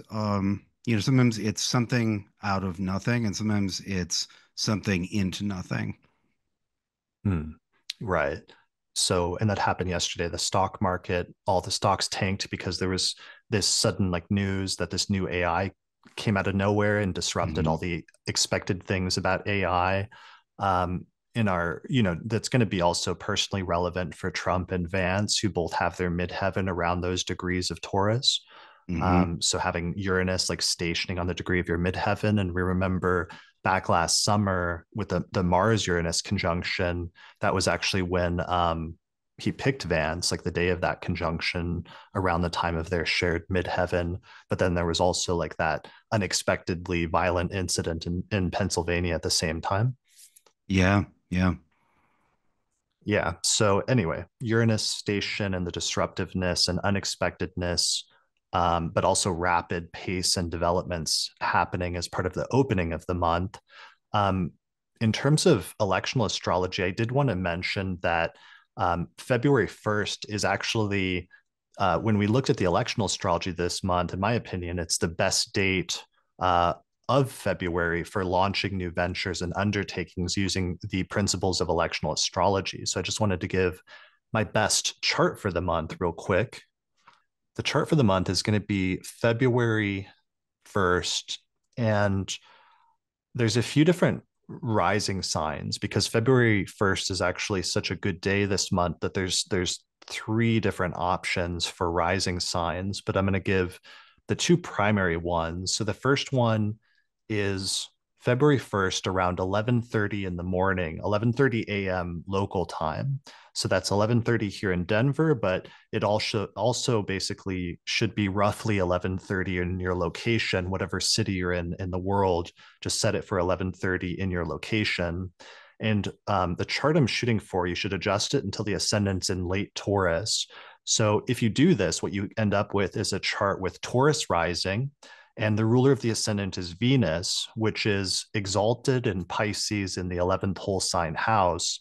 And the moon is also in Pisces, where it's applying to a conjunction with Venus most of the first part of the day in most time zones.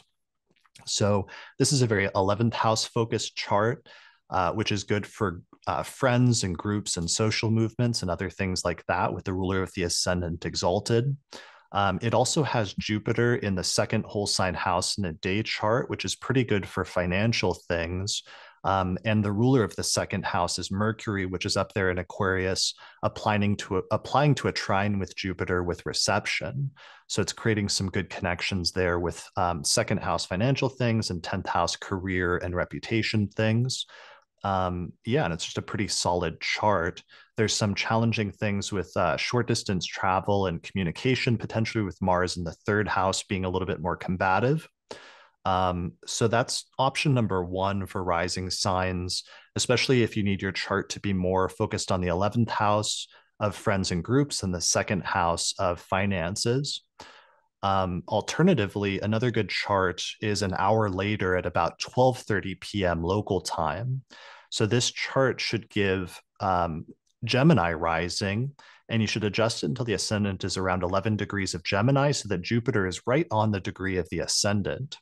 So this is an excellent chart that brings that positive Jupiter, which is slowing down and getting ready to station direct. Jupiter is only 2 days from stationing direct, so it's practically direct at this point. And this chart makes Mercury the ruler of the ascendant, and it's placed in the ninth whole sign house, which is the place of education, foreign travel, religion, spirituality, beliefs, politics, publishing, and other things like that. And Mercury is applying to a trine with Jupiter with reception, which is creating a very positive connection between the first house Jupiter and the ninth house Mercury. This chart moves the moon Venus conjunction in Pisces to the 10th house, which is still pretty solid. The only downside is that Mars has moved to the second house of finances. So it's not as good for financial matters as a result of Mars being retrograde in Cancer in the second house, but otherwise good for first and ninth house activities.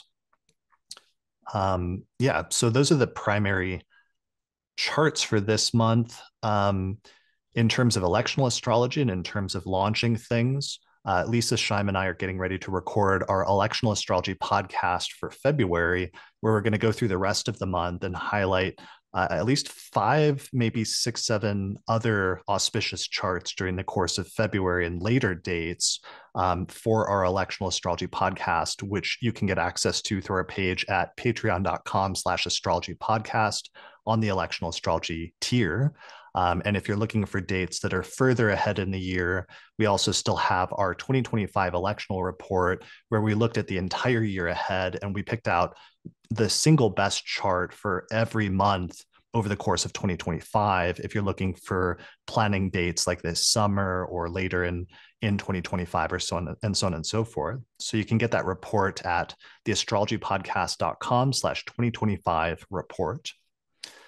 All right. So that is our election for the month, which is right at the beginning of February.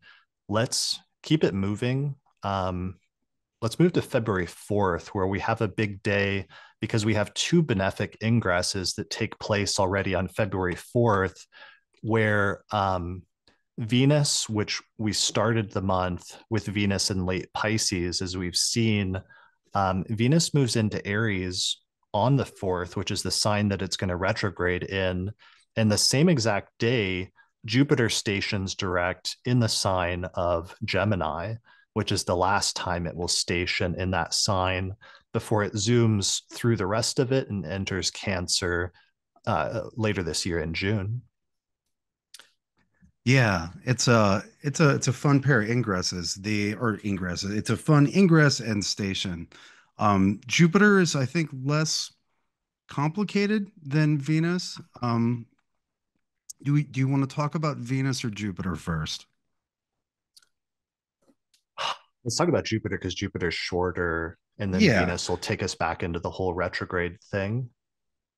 So yeah, Jupiter's direct station is nice in the sense that when Jupiter's direct, it tends to offer reward and opportunity. The retrograde phase of Jupiter is often crucial for following up on, making good on, like locking in an opportunity for like growth, expansion, a project, personal improvement or whatever.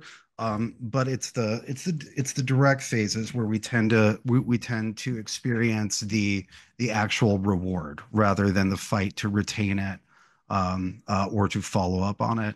And so not only is Jupiter entering a more positive phase, but it does so in a near perfect trine with its ruler at this point, right? Which is in Gemini, the ruler is Mercury, and Mercury is only 1 degree away from a perfect trine, very much enabling like a rapid positive turn for that sector of Gemini.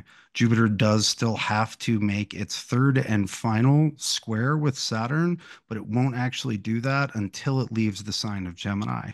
And so any of the positive developments that people have been experiencing while Jupiter is in Gemini are set to get back on track and begin moving forward, probably quite rapidly. Some of the projects or things that were going well for a while, but kind of slowed down, and there hasn't been as much progress over the last 4 months, are likely to jump back into swift motion. It's a happy about face. Like, oh, these things can move forward again. Like, oh, like all those annoying changes we had to do to make things better are actually paying off, and now we're moving in the right direction. Yeah, especially it probably refers back to something when Jupiter stationed over the fall. That would have been when the sun was in Libra. So what we're talking about, maybe like September, October, when Jupiter stationed retrograde in Gemini. Yeah, yeah, it would have been early fall like that. Yeah. Okay. So this is going to be a hugely important turning point because Jupiter went into Gemini back in like the May timeframe of last year of 2024, right? Hmm. When we had that whole pile up, a stellium of planets in Gemini. And for a lot of people in terms of like your personal life, usually that's a period of growth and expansion when it comes to whatever house, whole sign house Jupiter is just ingressed into your chart. So that's been going on since last May. But usually at the retrograde station, you run into some issues with that, or there's some slowdowns or obstacles that come up back in like September. And at this point, when Jupiter stations direct, usually a lot of that gets worked out and things start moving forward again. And there's this sudden like burst of typically, especially if you have a day chart, like positive things happening in that area of your life that matches the house that Jupiter is transiting through. And whatever that transit's supposed to be about for you usually gets delivered very rapidly over the course of like a few days, where Jupiter suddenly the volume gets turned up and it becomes very loud. So I think that's going to happen in people's personal lives. It's also going to happen in world events because we've seen a lot of this stuff with artificial intelligence being incorporated into a voice component where there was all these voice AI apps that came out over the past year. I think there's going to be something related to that, something related to voice, to language, to translation, like live translation and communication that happens around this time in early February, not just because of Jupiter's stationing, but also because of that nice trine from Mercury at the same time from Aquarius. Yeah, and it's only a few days later, on the 6th, that the moon conjoins newly stationed Jupiter. So, Nice. And I showed you that AI like voice thing like the other day, where I was like talking to the AI and you could just like rapidly talk back and forth to it, right? yeah, it So was did called that Gemini, seem, right? yeah, it's literally called Gemini, like Google Gemini. And OpenAI has their version as well, but there's just something incredibly striking about that, that you can have little quick back and forth conversations with the artificial intelligence at this point to tell you things in a way that's different somehow compared to before, where you could use voice to just like Google like a short question or something like that. There's a conversational component of language that's been incorporated here that's different and unique in some way. Yeah, it is an unprecedented development. Yeah. Um, all right. So that's probably like relatively positive that February 4th date with those two benefic activations happening at the same time. Um, Venus is a little bit more complicated. I don't know that. is more complicated. Yeah, because it's one, Venus is moving from sign of exaltation, Pisces, into a place that's harder for Venus, right? Like the in exile, in detriment. Aries is a harsher, gruffer, more direct place. There's not as much appreciation for artistry or subtlety, and relationships are often tested via conflict. The heat gets turned up, which is not to say there's nothing to enjoy with Venus in Aries, but it is traditionally a harder place to be. And not only is Aries a harder place to be, but Venus is getting increasingly close to the retrograde station. Venus is getting slower and slower and slower. And so, what we see in Venus's sphere as Venus moves into Aries, um, is going to be complicated. What gets brought up is increasingly complicated and not, as we get close to a planet's retrograde station, this area that's going to be crossed 3 times, it means that air, like those subjects are going to need 3 passes to understand or unpack. And so things get complicated where like what it looks like at first, or at the first layer is, it conceals other things. Um, so Right. yeah, it's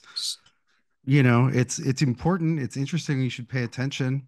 The both the positive feelings and excitement, as well as the anger that comes up, the frustration, right? Those Mars Venus feelings.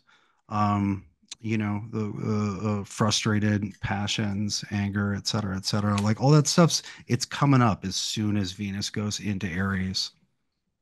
Yeah, that's going to be a definite vibe shift on February 4th. And I'm glad you mentioned that because that's going to last for such a long time since Venus just stays in Aries all the way until March 27th once it gets in there. Um, and you brought up how Venus in Aries is like opposite to its own sign, to its domicile, and how that can be somewhat awkward or different for Venus at first. And then even Venus going retrograde, also part of the symbolism of that is doing something that goes against the grain or something that's unconventional or something that Venus doesn't typically do, so that you get both of those senses of Venus being like a little bit out of place in some way. But that out of placeness doesn't necessarily have to be a bad thing, but instead, sometimes with like Venus in Aries, you just get Venus doing things that Mars usually does.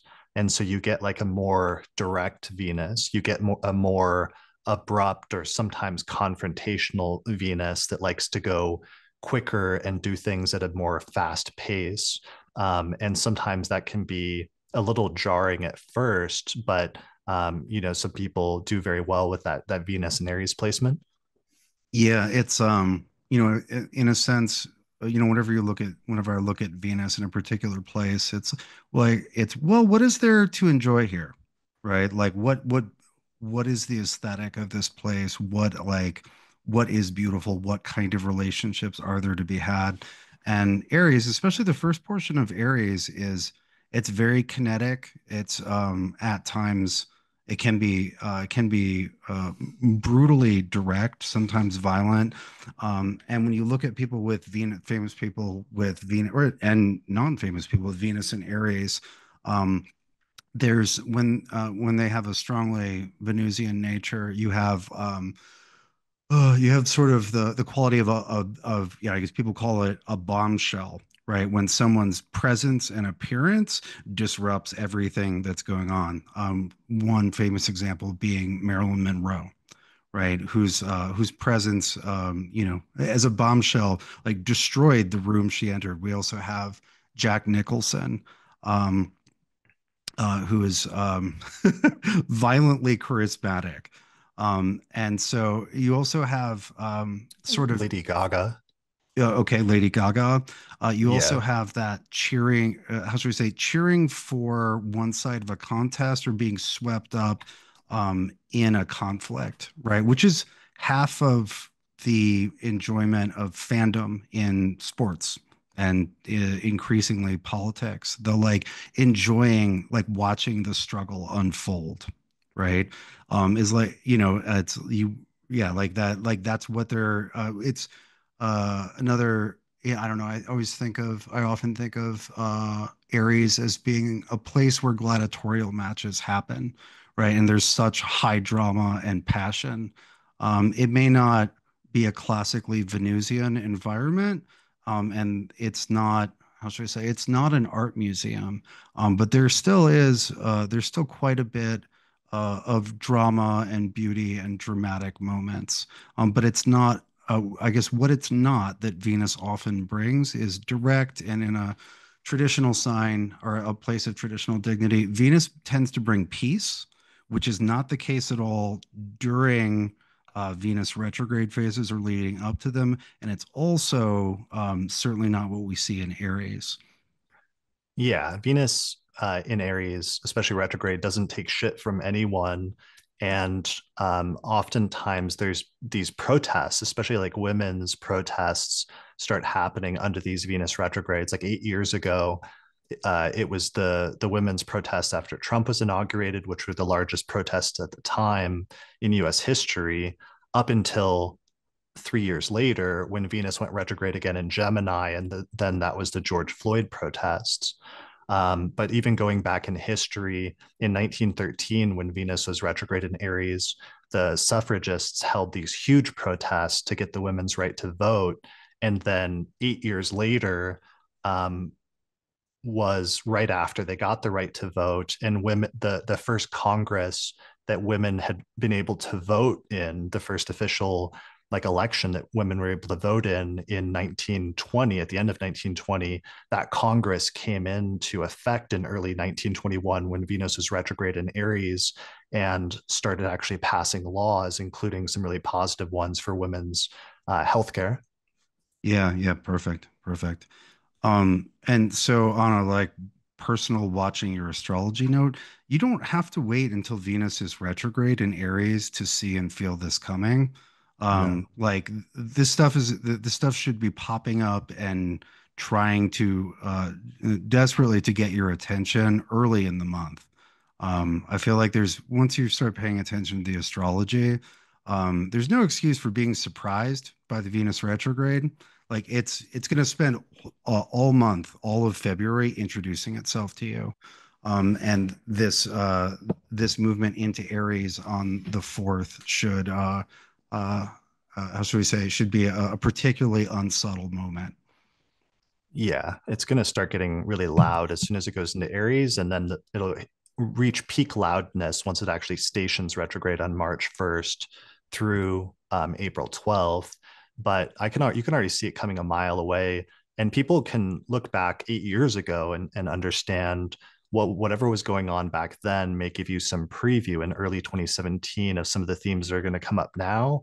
Or you can go 8 years before that to early 2009, and that may be some of the themes, especially if you see a recurrence.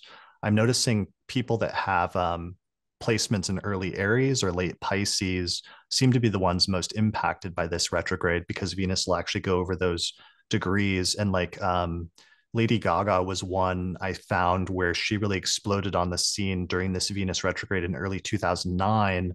And it turns out it's because she has her sun in early Aries, as well as placements in late Pisces, like her Mercury's in like mid to late Pisces. So people with Aries and Pisces placements are going to be the most affected by this. But the Venus retrograde is not usually a singular event, but instead it's like a series of events that unfolds over a period of time. And for many of us, the build up to that has already begun. Oh yeah, yeah. It's a significant period, which we'll probably be talking about for the next 2 months straight. Right. Um, are there any other things you want to mention about it, about like going back and revisiting old relationships, revising or rebalancing current relationships? It can often be a turning point within a current relationship or with something going on in your partner's life. Yeah, I think that I mean those are all relevant things. This leading into the Venus retrograde, I find that people get it's almost like some of these topics, like how things are in your current relationship or with your current relationship status. If you're with someone or if you're not with something, it's like things start to get itchy where there's something not quite right that needs your attention, right? Being itchy Mm. is is the way your body tells you that a portion that some part of you needs more attention, right? And to notice that itchiness, right?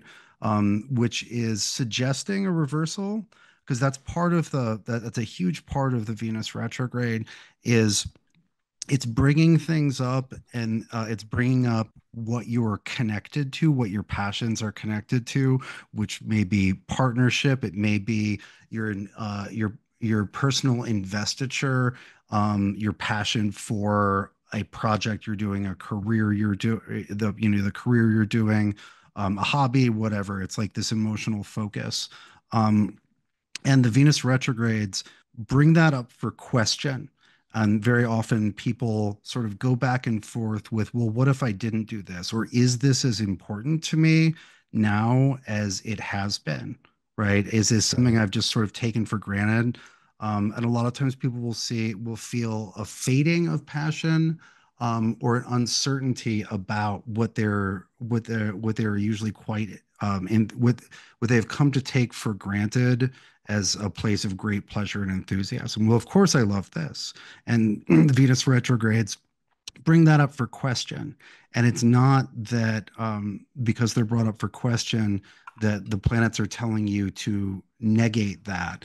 It's an inspection, and it's a coming back to and bringing attention to something so that you can renew the passion, or maybe it is time to move on. Maybe that is an artifact of a different time, right? Maybe that's just sort of like a still photograph of your heart from 8 years ago, and you're in a different place now. But Venus's retrograde brings that necessary reinvestigation, that check in with where you are in the living present rather than the last time you remember, coming to the heart of things. And so all of that's like getting moving and pulling you towards it during this lead up to the station. Yeah, for sure. It's like an opportunity to change or to redesign something in your life and to revisit the foundations of that. So sometime and usually the location of what you're going to change or revisit or redesign is whatever house Venus is going retrograde in. Yep. So sometimes people, if it's happening in their fourth house, it's like they literally redesign their home or decide to redecorate something, which sometimes involves going back to a decision that you made sometime earlier about like how you wanted to have the design and layout of your home look like, and then rethinking and retooling something foundational about that, which can sometimes involve taking things down and deconstructing some things in order to build it back up again in a way that fits your more ideal sense of beauty and harmony and design that you would like for your living environment. And you can Mm-hmm. take that same principle and apply it to every house. Like if it's in your seventh house, sometimes you may want to look at the foundations of your relationship and like take some things down in order to build them back up again in a more idealized sense. Or if it's happening in your 10th house, that may be happening in your career sector. If it's in your 11th house, it may be happening with your friendships and so on and so forth. Mm-hmm. Yeah, you also see that. Yeah, second with finances. 10th, profession. I have one coming up that I have Mercury in the span of Venus's retrograde sweep, and I'm already certain what that's going to be. I've been feeling like an itchiness around getting back to writing. Right, I have Mercury in the 10th house, and I used to just write all the time, and the last several it's coming up 5, 6, 7, 8 years. I just haven't been writing as much. And so I can feel the like dissatisfaction with not doing that growing. Mm. And that's another that's one of the phenomenological, the experiential pieces of the feeling the Venus retrograde coming. It's like, I'm mad that I'm not doing that, right? Mm. Or like if you're increasingly sick of doing something because you'd rather be doing whatever the other thing is, like these put these attraction and repulsion cues are part of the language of Venus that that these phases speak to you through. Yeah. It's happening in my third house, and I realized um I had this impulse 8 years ago. I published my book in early 2017, and that was part of Mm. my Venus retrograde story in my third house as my book came out and made a huge splash in the astrological community. Hellenistic astrology, the study of fate and fortune, available in fine bookstores everywhere. But I one of the things I did immediately after I put the book out is I had seen that YouTube was becoming really popular and that I needed to get into doing YouTube and doing video versions of the podcast because I'd been doing just audio since I started the podcast in 2012. Oh, I And remember then that shift. Yeah. well, yeah, but it's like I knew I needed to do it years earlier, but I was like, no, I need to focus on finishing this book. I was working on it for 10 years to publish the book. And I was like, I need to wait until that's done, and then I'll start focusing on doing video. And then as soon as the book was published in like February of 2017, I immediately started experimenting with buying a video camera and learning how buying lights and learning lighting and videography. And then you start seeing me doing video versions of the podcast from that point forward. But that summer, there was this whole process of like doing test videos and tooling and retooling my lighting and setup and everything else. And recently, over the past year, last summer, I started experimenting with this setup of setting up this camera in my living room, my couch in the background and recording here for better video. But over the past few weeks, I just really got the urge to actually start recording full podcasts here and fine tuning the lighting and everything else. And this is the first episode I'm officially doing that on. And I didn't do that because Venus is going retrograde, but I just at some point in the process of naturally having that arise from within me, that impulse, I did realize that this was an 8-year repetition of when I started. And that's probably part of why I'm having this impulse to change the look and the video and the aesthetics of everything right now. Yeah, and it rules your fourth. So you're having to literally rearrange things in your home. Right. Yeah, that's true. Yeah, yeah. As well as my ninth house. And I've got my all my books in the background and doing it on the astrology podcast. All right. So we'll talk more about Venus retrograde. It's a big We topic. in fact will not shut up about it for months and months. No, get ready for this. Yeah, if you thought last time was bad in 2023 when I wouldn't shut up about Venus retrograde, like this one is going to be a doozy. So let's move on though. Things get a little rocky, a little bit Kate, unstable. sorry, I really need a pee break. Oh, you need a break? Okay, Yeah, let's take. I've been secret messaging you for the last couple minutes after Venus need pee break. Oh God, I see it now. This is, this is Venus and Aries, right? Energy. That this is no, the subtle messaging isn't working. So I'll be back in 60 seconds. All right, we'll be right back. Austin's P Break is sponsored by Solarfire for Windows, which is astrology software for the PC, and this is the astrology program that we use and recommend here on the Astrology Podcast to animate charts. You can get a 15% discount on the software by using the promo code AP15 at the website alabe.com. Austin's P Break is also sponsored by AstroGold for Mac OS, which is astrology software for the Mac computer.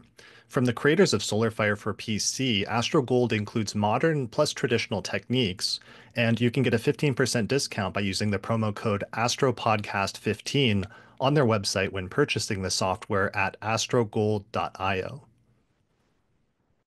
All right, we're back. So let's transition to talking about the second week of February, where things get a little bit rocky and some curveballs come in, and there's some unexpected developments, some Uranian energy that starts coming in on February 9th, because we get the Mercury cazimi on February 9th, which is Mercury conjoining the sun and going right into the heart of the sun. But both of them are squaring Uranus at the same time. So there's some sort of unexpected disruptive component to this conjunction that's different than normal. And it continues to evolve over the next few days because on February 10th, Mercury exactly squares Uranus. Then on February 11th, the sun exactly squares Uranus. And then finally on February 12th, we get our first lunation of the month, which is a full moon in the sign of Leo, which is also closely squaring Uranus at the time. So this Uranian energy, which we already sort of came into the month with after the Uranus station in Taurus on January 30th, gets reignited through these connections with the sun and Mercury with Uranus around the middle of the month. Yeah, it's that same volatility which we got kind of a rumble from at the very beginning of the month, impacting various spheres, right? And so yeah, like that sort of ongoing set of it's an ongoing sort of sequence of disruptions, surprises on an individual level. There's often a need to shift to plan B or go to the backup plan, because something that was possible before was not, or excuse me, something that was possible before became not possible, or something that was blocked before shook loose, and now you can do plan A rather than plan B. But there's there's a adaptive necessity, because the paths opening and closing and factors emerging and disappearing, which would which are likely to materially impact plans and expectations in that area or in a variety of areas here.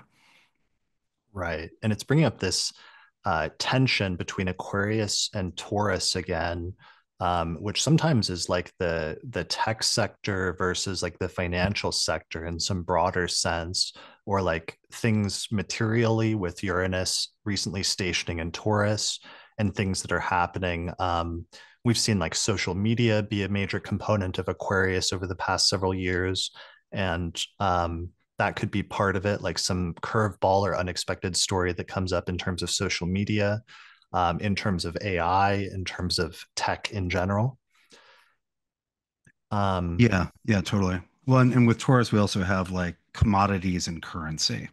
yeah, that's what I'm thinking because that's what's already happening this week is we're seeing two different like things coming up in terms of commodities where you have all the tech stocks and the stock market tanking due to AI news.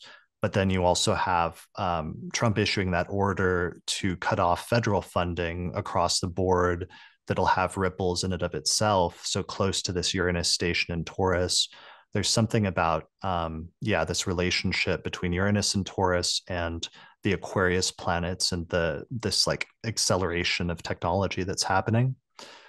Yeah, there Um, may be, I imagine there will also be some developments around the how much power the tech aspirations will require, right? You're hmm. that the electricity being the sort of Taurus fuel for the wide-reaching Aquarian aspirations. Yeah, that's That's an huge. ongoing story. That's not like, oh, the nuclear power plants all get built in these 3 days in February, or but like it speaks to that. For sure. Yeah, I think that was one of my realizations that Pluto and Aquarius, it's not just about AI, but it's also about energy, like energy as being a Hmm. major component of this Pluto and Aquarius period that we haven't thought about for a long time. So much of like, Yeah, it's the new oil. exactly, like so much of the Jupiter Saturn conjunctions in the earth signs from like the early 1800s until 2000 was about the rise of oil and the way that oil impacted the world and the economy and geopolitics and everything else. And it's like this new Jupiter Saturn triplicity shift into Aquarius, into air signs that started in 2020, that's now being accelerated by Pluto into Aquarius. I'm realizing the shift of that is electricity and power being a focal point, but in a way that's different, that's less, that's different compared to the oil age that we're coming out of, essentially. Yeah, I think that's dead on there. Yeah, the it's because electricity is sort of a meta commodity, right?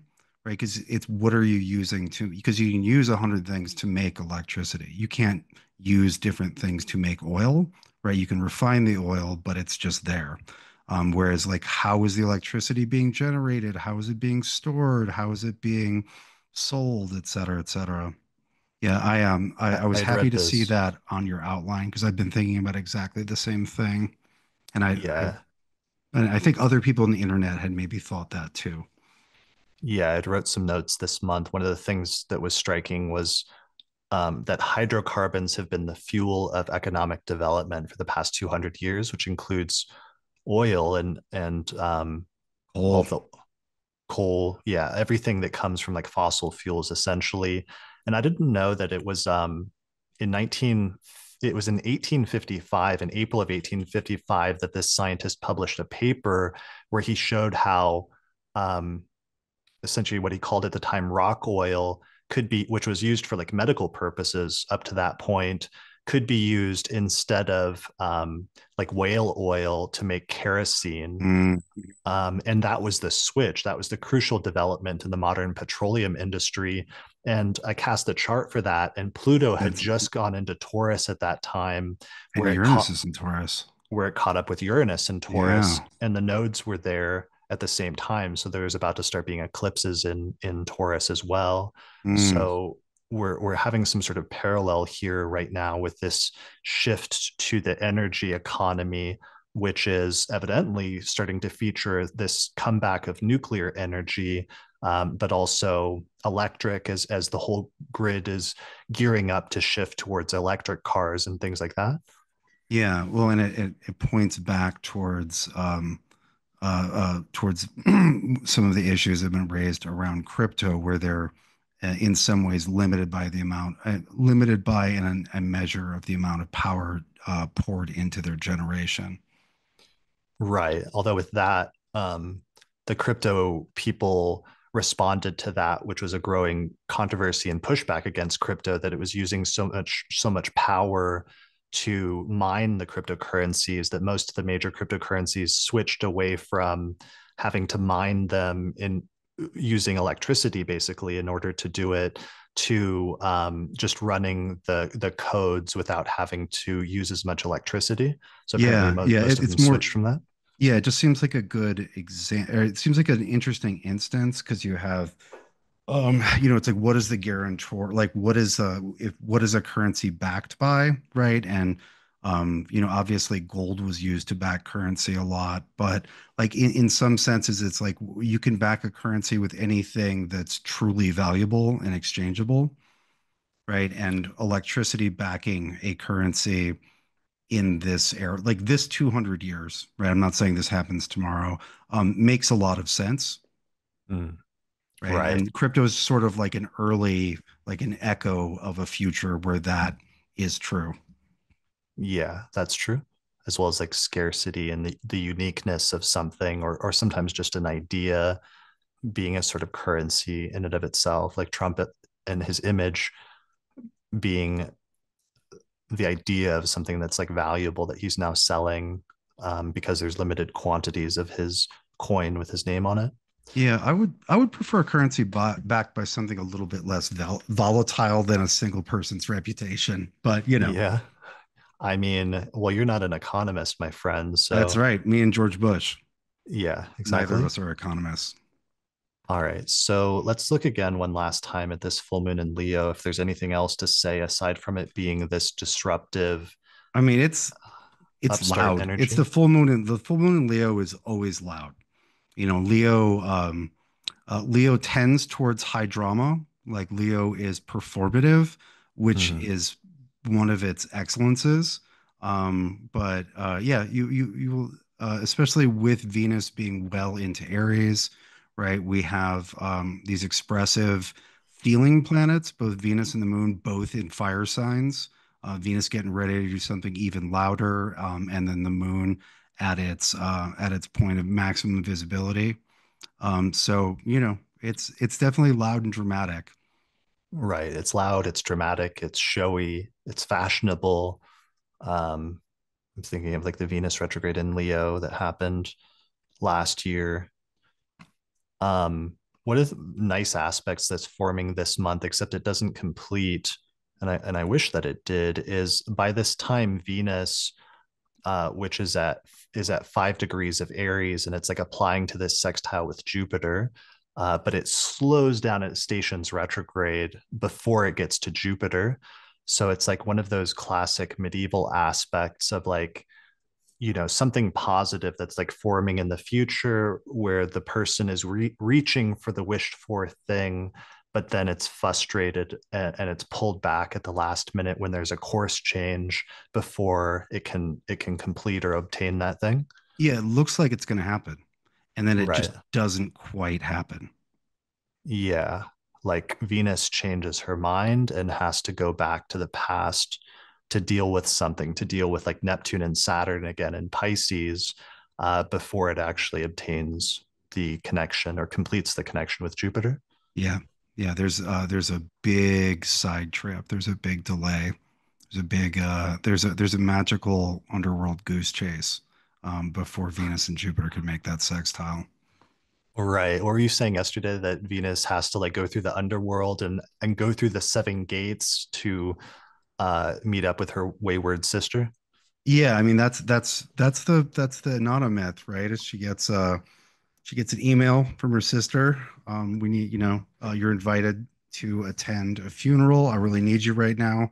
And, Venus and Anna shows up at the address, and it's a big hole in the ground, and there's a weird elevator, and she's forced to give up her coat, her rings, her cell phone, her wallet, increasingly intimate apparel, and is appears before her sister quite awkwardly for the Venus retrograde, right? It's increasingly weird and uncomfortable. Like I thought, I didn't think this wasn't on the RSVP.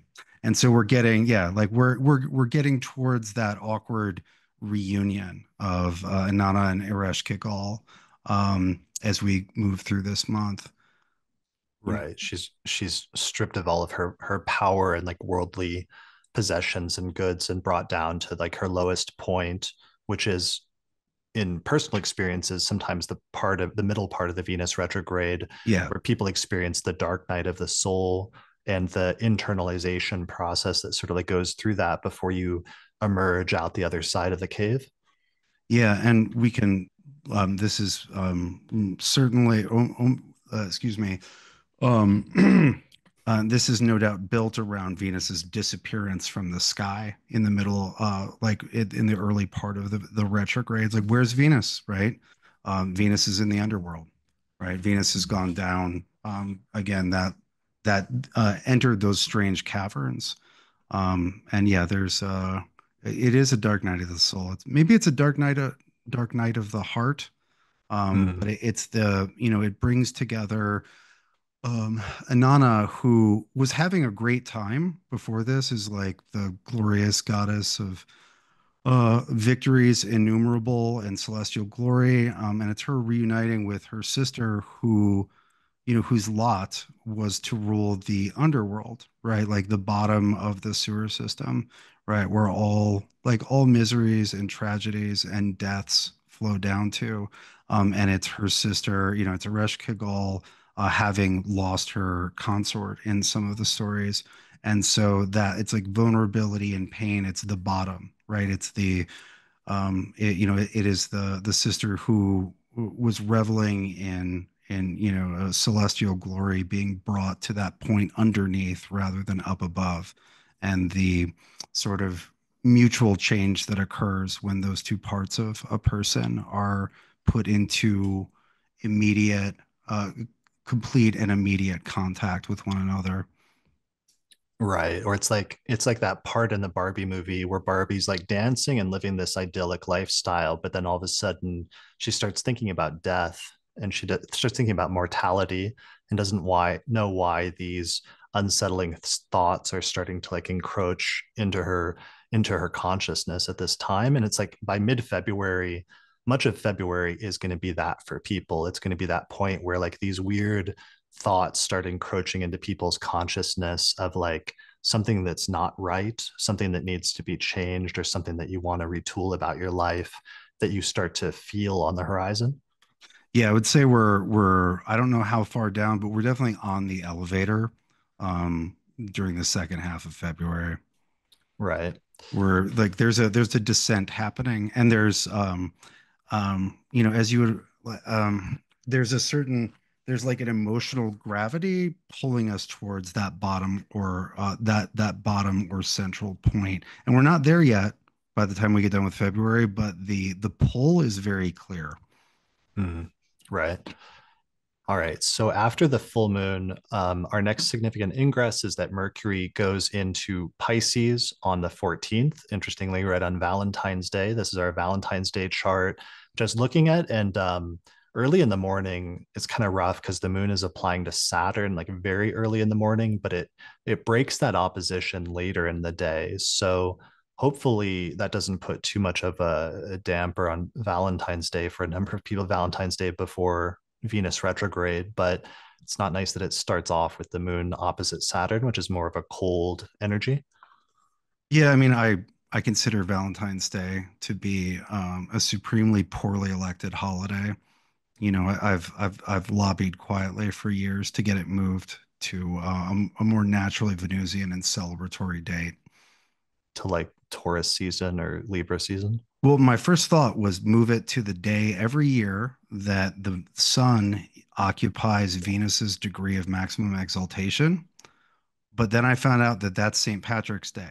and we already have a holiday where you're supposed to have an awesome time and wear green, which is Venus's color, and kiss random people, which is a Venus thing. So there's literally already a Venusian holiday, at least in America, on that day. So that Funny Venus retrograde thing I found in history in like the mid 20th century during this Venus retrograde in Aries, one year on Valentine's Day, the Pope canceled Valentine's Day and said that it was no longer going to be in the official Catholic like calendar of celebrated holidays because they were trying to remove some stuff like that to focus more on Jesus and things related to, I don't know, celebrating his timeline. So that was like one of the worst.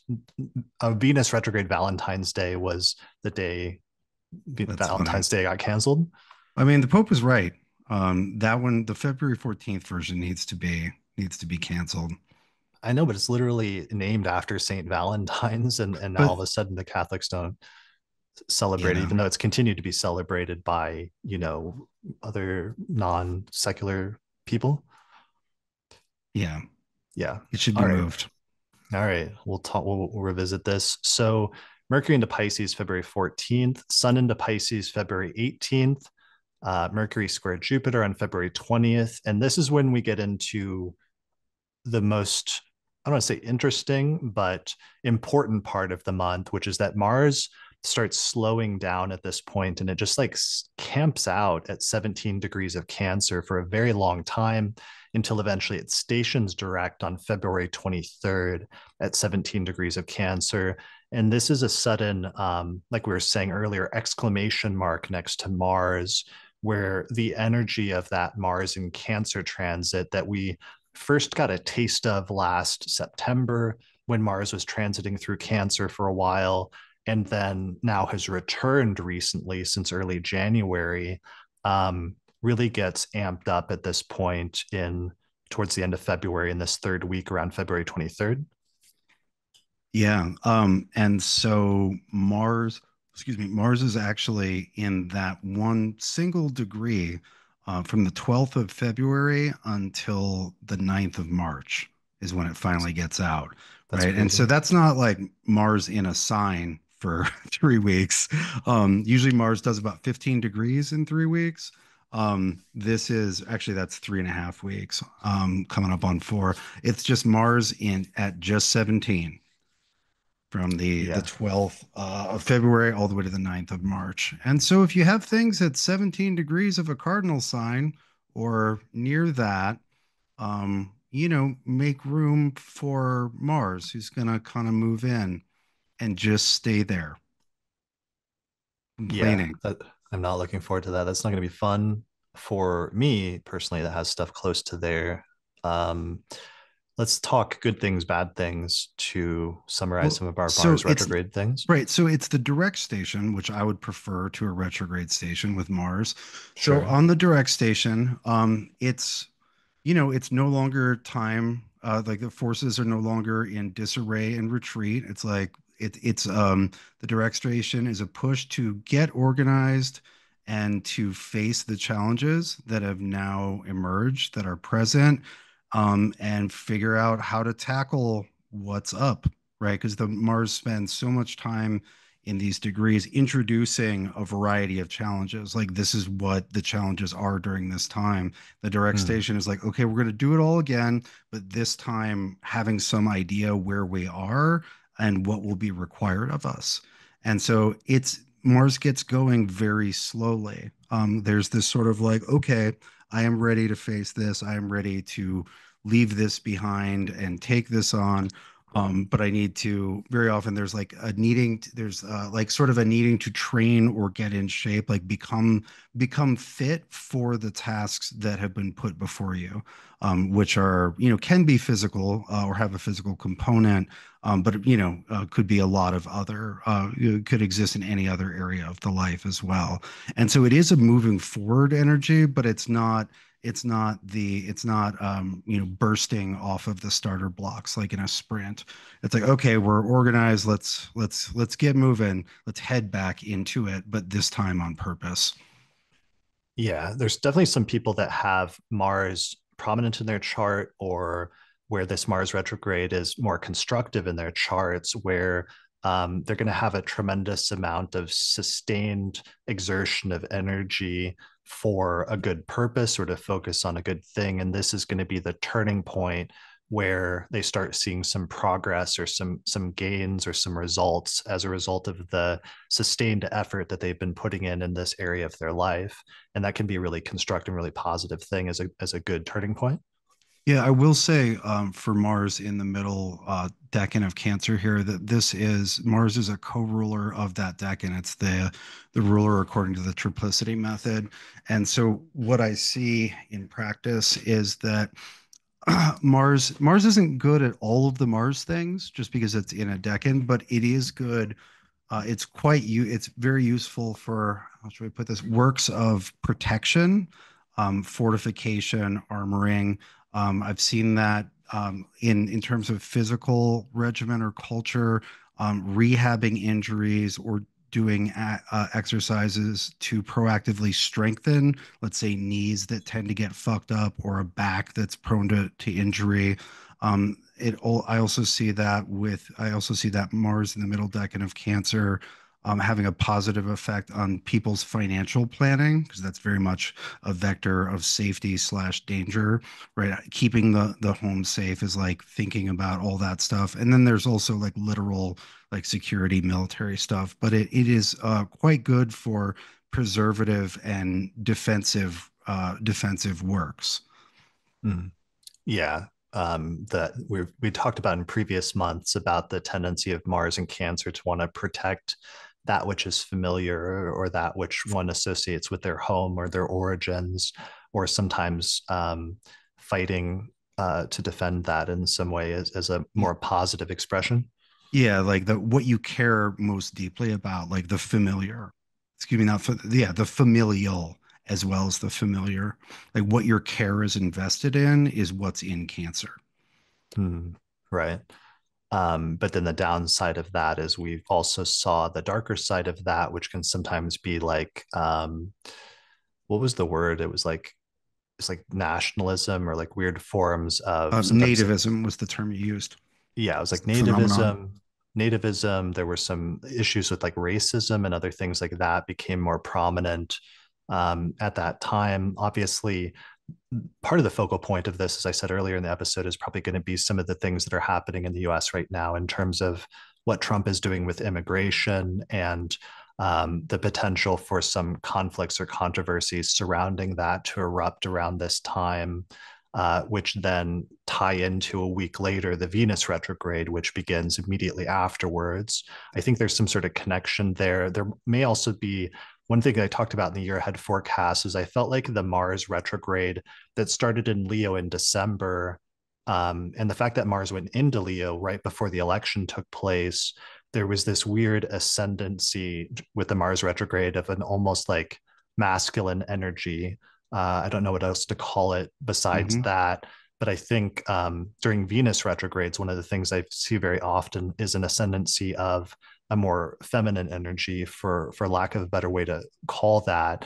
And I think there's some sort of trade-off here that happens where the Mars stuff hits a peak at this point when Mars stations direct the masculine, whatever this has been over the past several months. But then all of a sudden, there's this fiery, angry, protesting like Venus energy that comes in really strong at the end of February and the very beginning of March.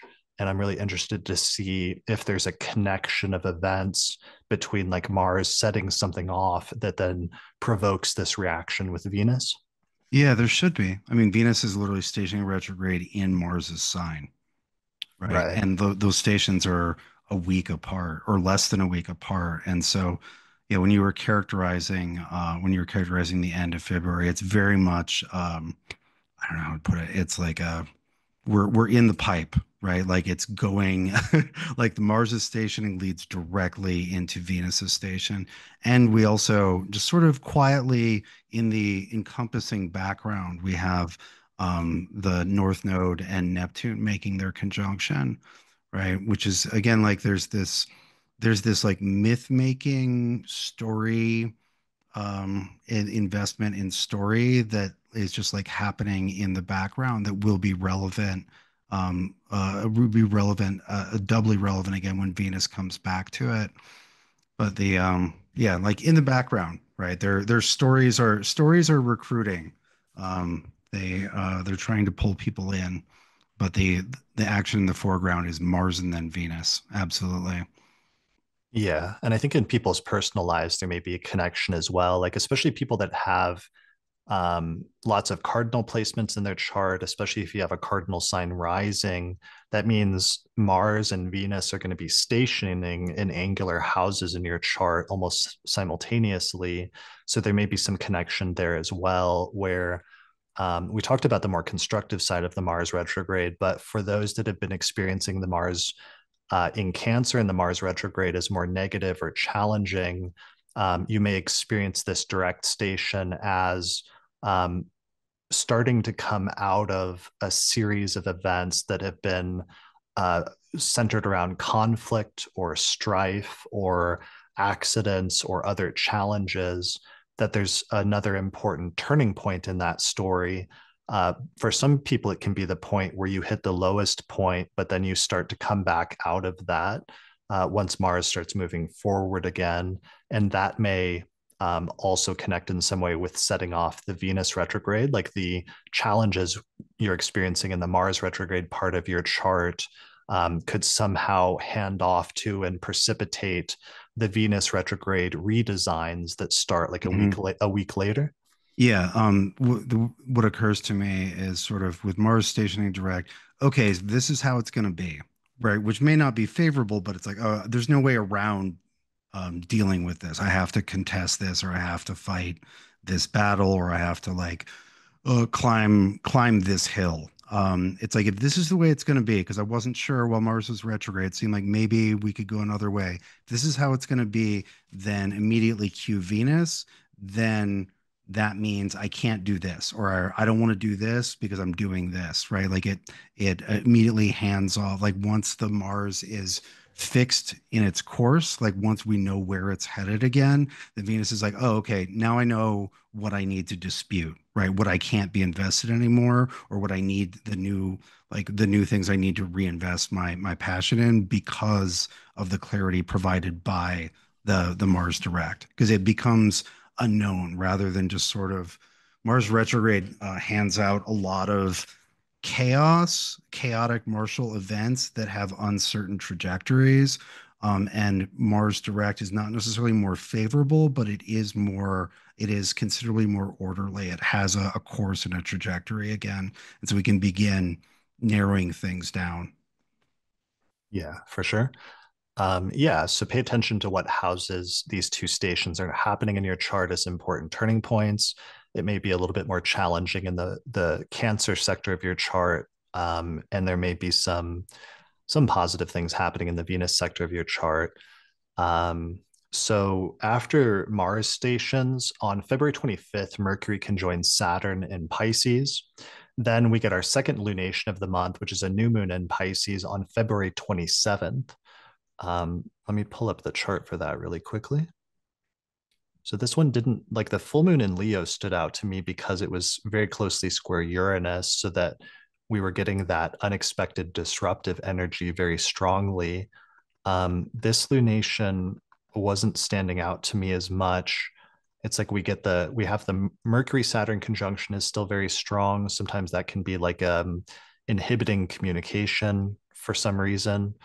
Um, the Venus Jupiter sextile is very close. This new moon is basically about as close as that sextile gets. But then, like we said earlier, Venus turns retrograde, so it doesn't complete it. There's something that's wrong. There's something that Venus has to attend to, so that the positive outcome doesn't manifest at that time.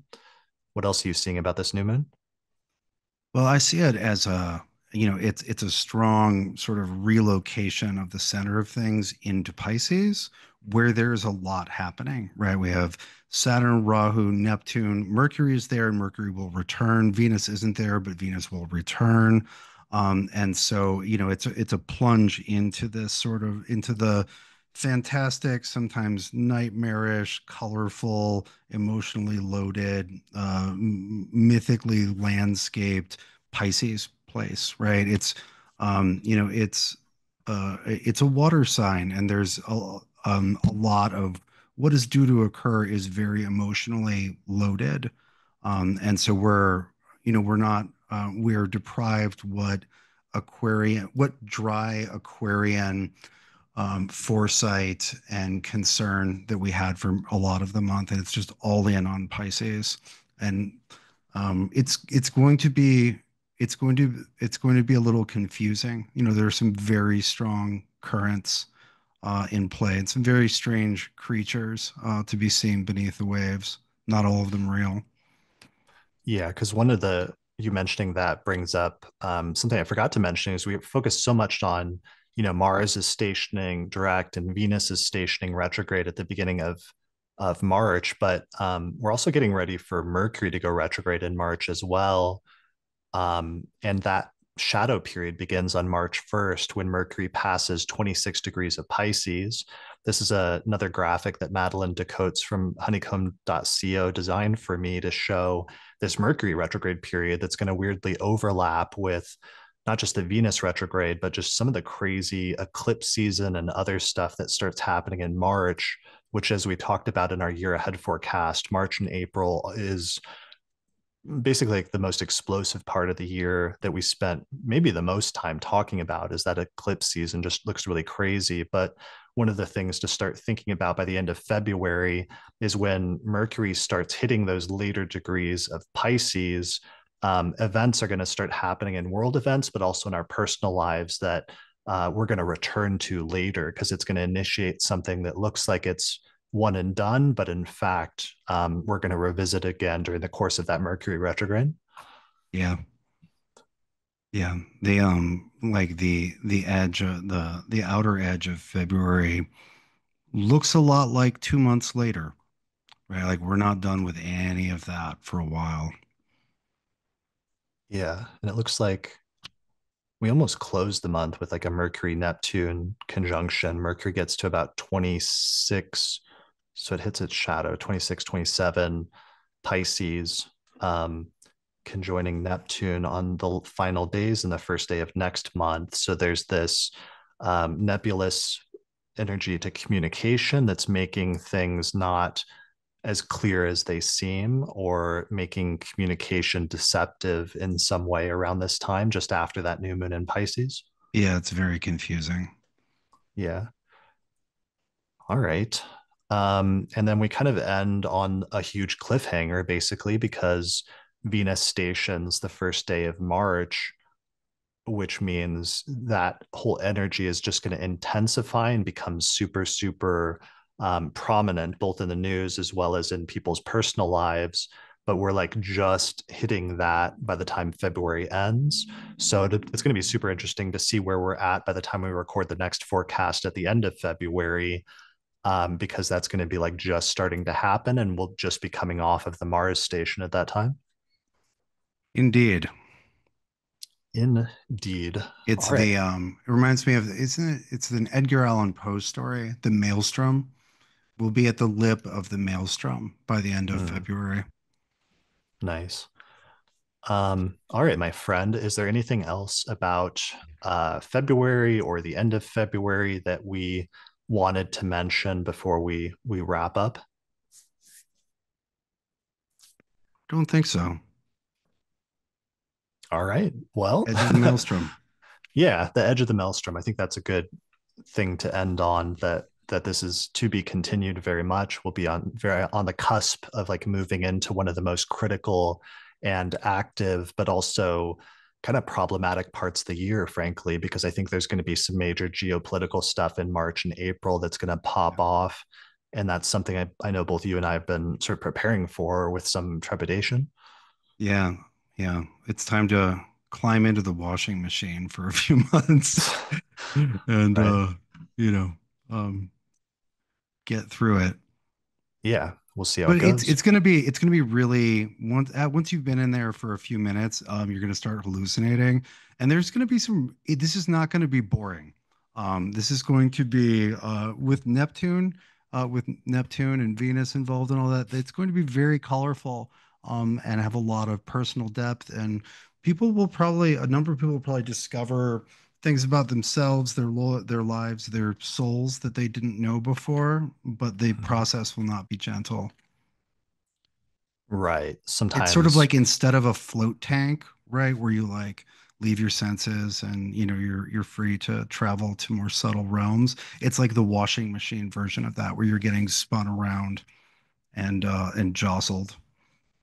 right, like a sleep deprivation tank that The vibrates. sleep I don't know about those. That's you have one, right? No, I don't know. I haven't done that. You don't know what a sleep deprivation tank is? They're they're not Oh, are you sensory deprivation. No, well, I mean that that maybe was that my was joke, is that you have a hard time sleeping. yeah, sleep. I do have a, it's called my body is a sleep deprivation tank. But maybe that was a fortuitous slip up there, because that's actually a good sleep deprivation tank is already what the news is becoming at this point. And I'm sure by March and April, we will all be living in one. All right. Thank you. This is awesome today. Thanks for joining me for this forecast episode. It feels good to not have to, look at the entire year ahead after that huge December forecast and instead try to break things down. I'd been looking forward to this because since we focused on big picture stuff so much, we didn't get to do the fine tuning of the micro analysis of the monthly forecast. So it was nice to get back into the details with you again here today. Yeah, it's been a festival of granularity. Thank you. Good. All right. All right. Well, what do you have coming up? What are you doing in February? Okay, so in 2 days, on the 30th of January, we've got a new series coming out from Sphere and Sundry. This is a decanic series. This is the third face of Capricorn, which we made last year. And um, let's see, which I dubbed in 36 Faces for the few people who've gotten to read it, The Throne. And so it's about managing your shit. It is a series that has benefits for good judgment, authoritative speech, wealth management, on a variety of other things. It was elected, designed, and consecrated, um, in order to to help people boost their sovereignty. Would be the quick version of it. Sphere and Sundry also has some of the relabeling sale, that was opened late last year. There's still some stuff left, and the totally redesigned label, like the whole new aesthetic, all the new stuff is also going to be coming out over the next month. So Sphere and Sundry has a lot going on. My recordings of my classes and workshops and lectures are still very much available on my website. And if you're interested in the next round of, excuse me, the next round of entry into my Fundamentals of Astrology program, we're going to be doing that in April. So if you're interested in that, sign up for the mailing list. That doesn't go out anywhere else.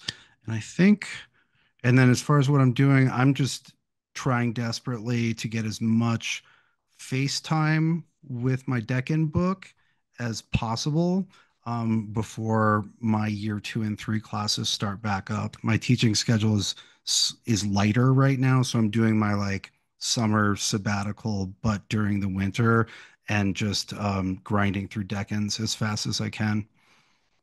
Nice. That's exciting.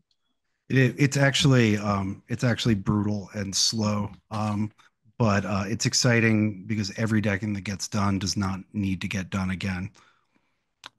Yeah, brutal and slow is what I call exciting. If you've ever listened to one of my 7 hour podcast episodes, uh, what are your website URLs? All right, so I'm austincoppock.com, and you can find the magical goods at sphereandsundry.com.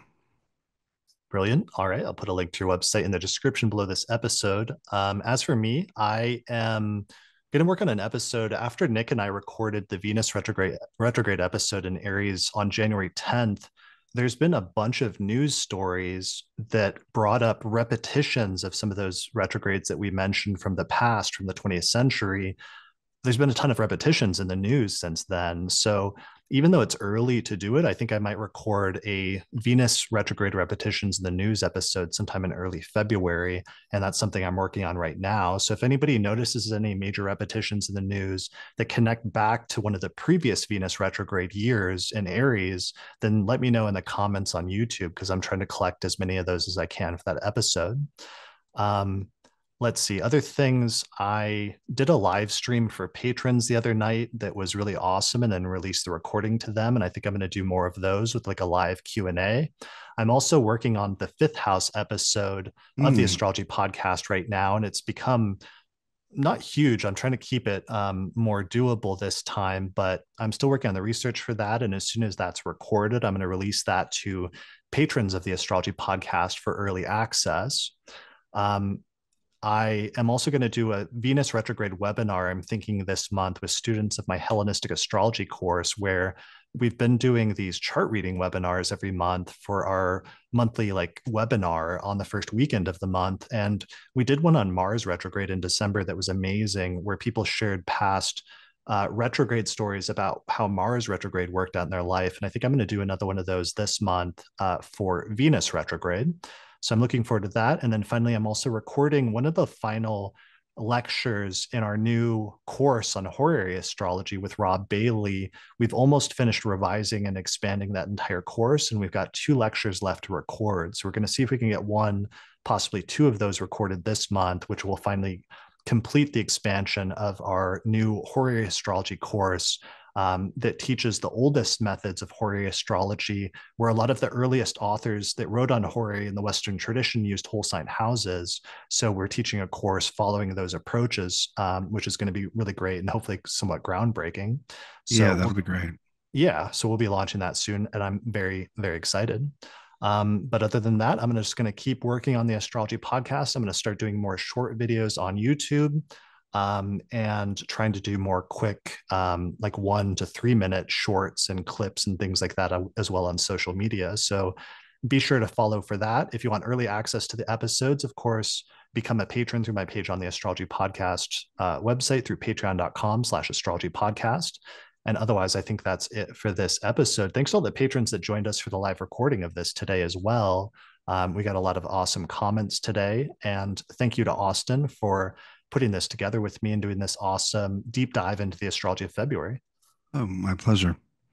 All right. That's it for this episode of the Astrology Podcast. So thanks everyone for watching or listening to this episode. Good luck in February, and we'll see you again next time.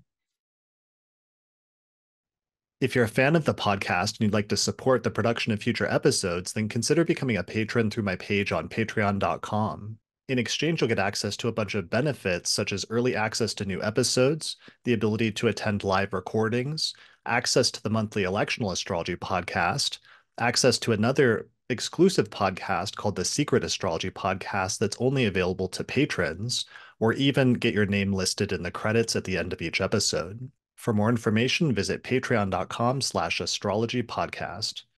Special thanks to patrons Christy Moe, Ariana Amour, Mandy Ray, Angelique Nambo, Issa Sabah, Jeannie Marie Kaplan, Melissa Delano, Sunny Bazbaz, Kwatsi Alabarahu, Annie Newman, and Ginger Sadlier. If you're looking for an astrological consultation, then see the new list of recommended astrologers we have on the podcast website at theastrologypodcast.com/consultations. Finally, thanks to our sponsor for this episode, which is the Northwest Astrological Conference, which is happening May 22nd through the 26th, 2025. And tickets for the in-person conference are sold out, but you can still get tickets for their virtual conference, which is being streamed live online simultaneously at norwac.net.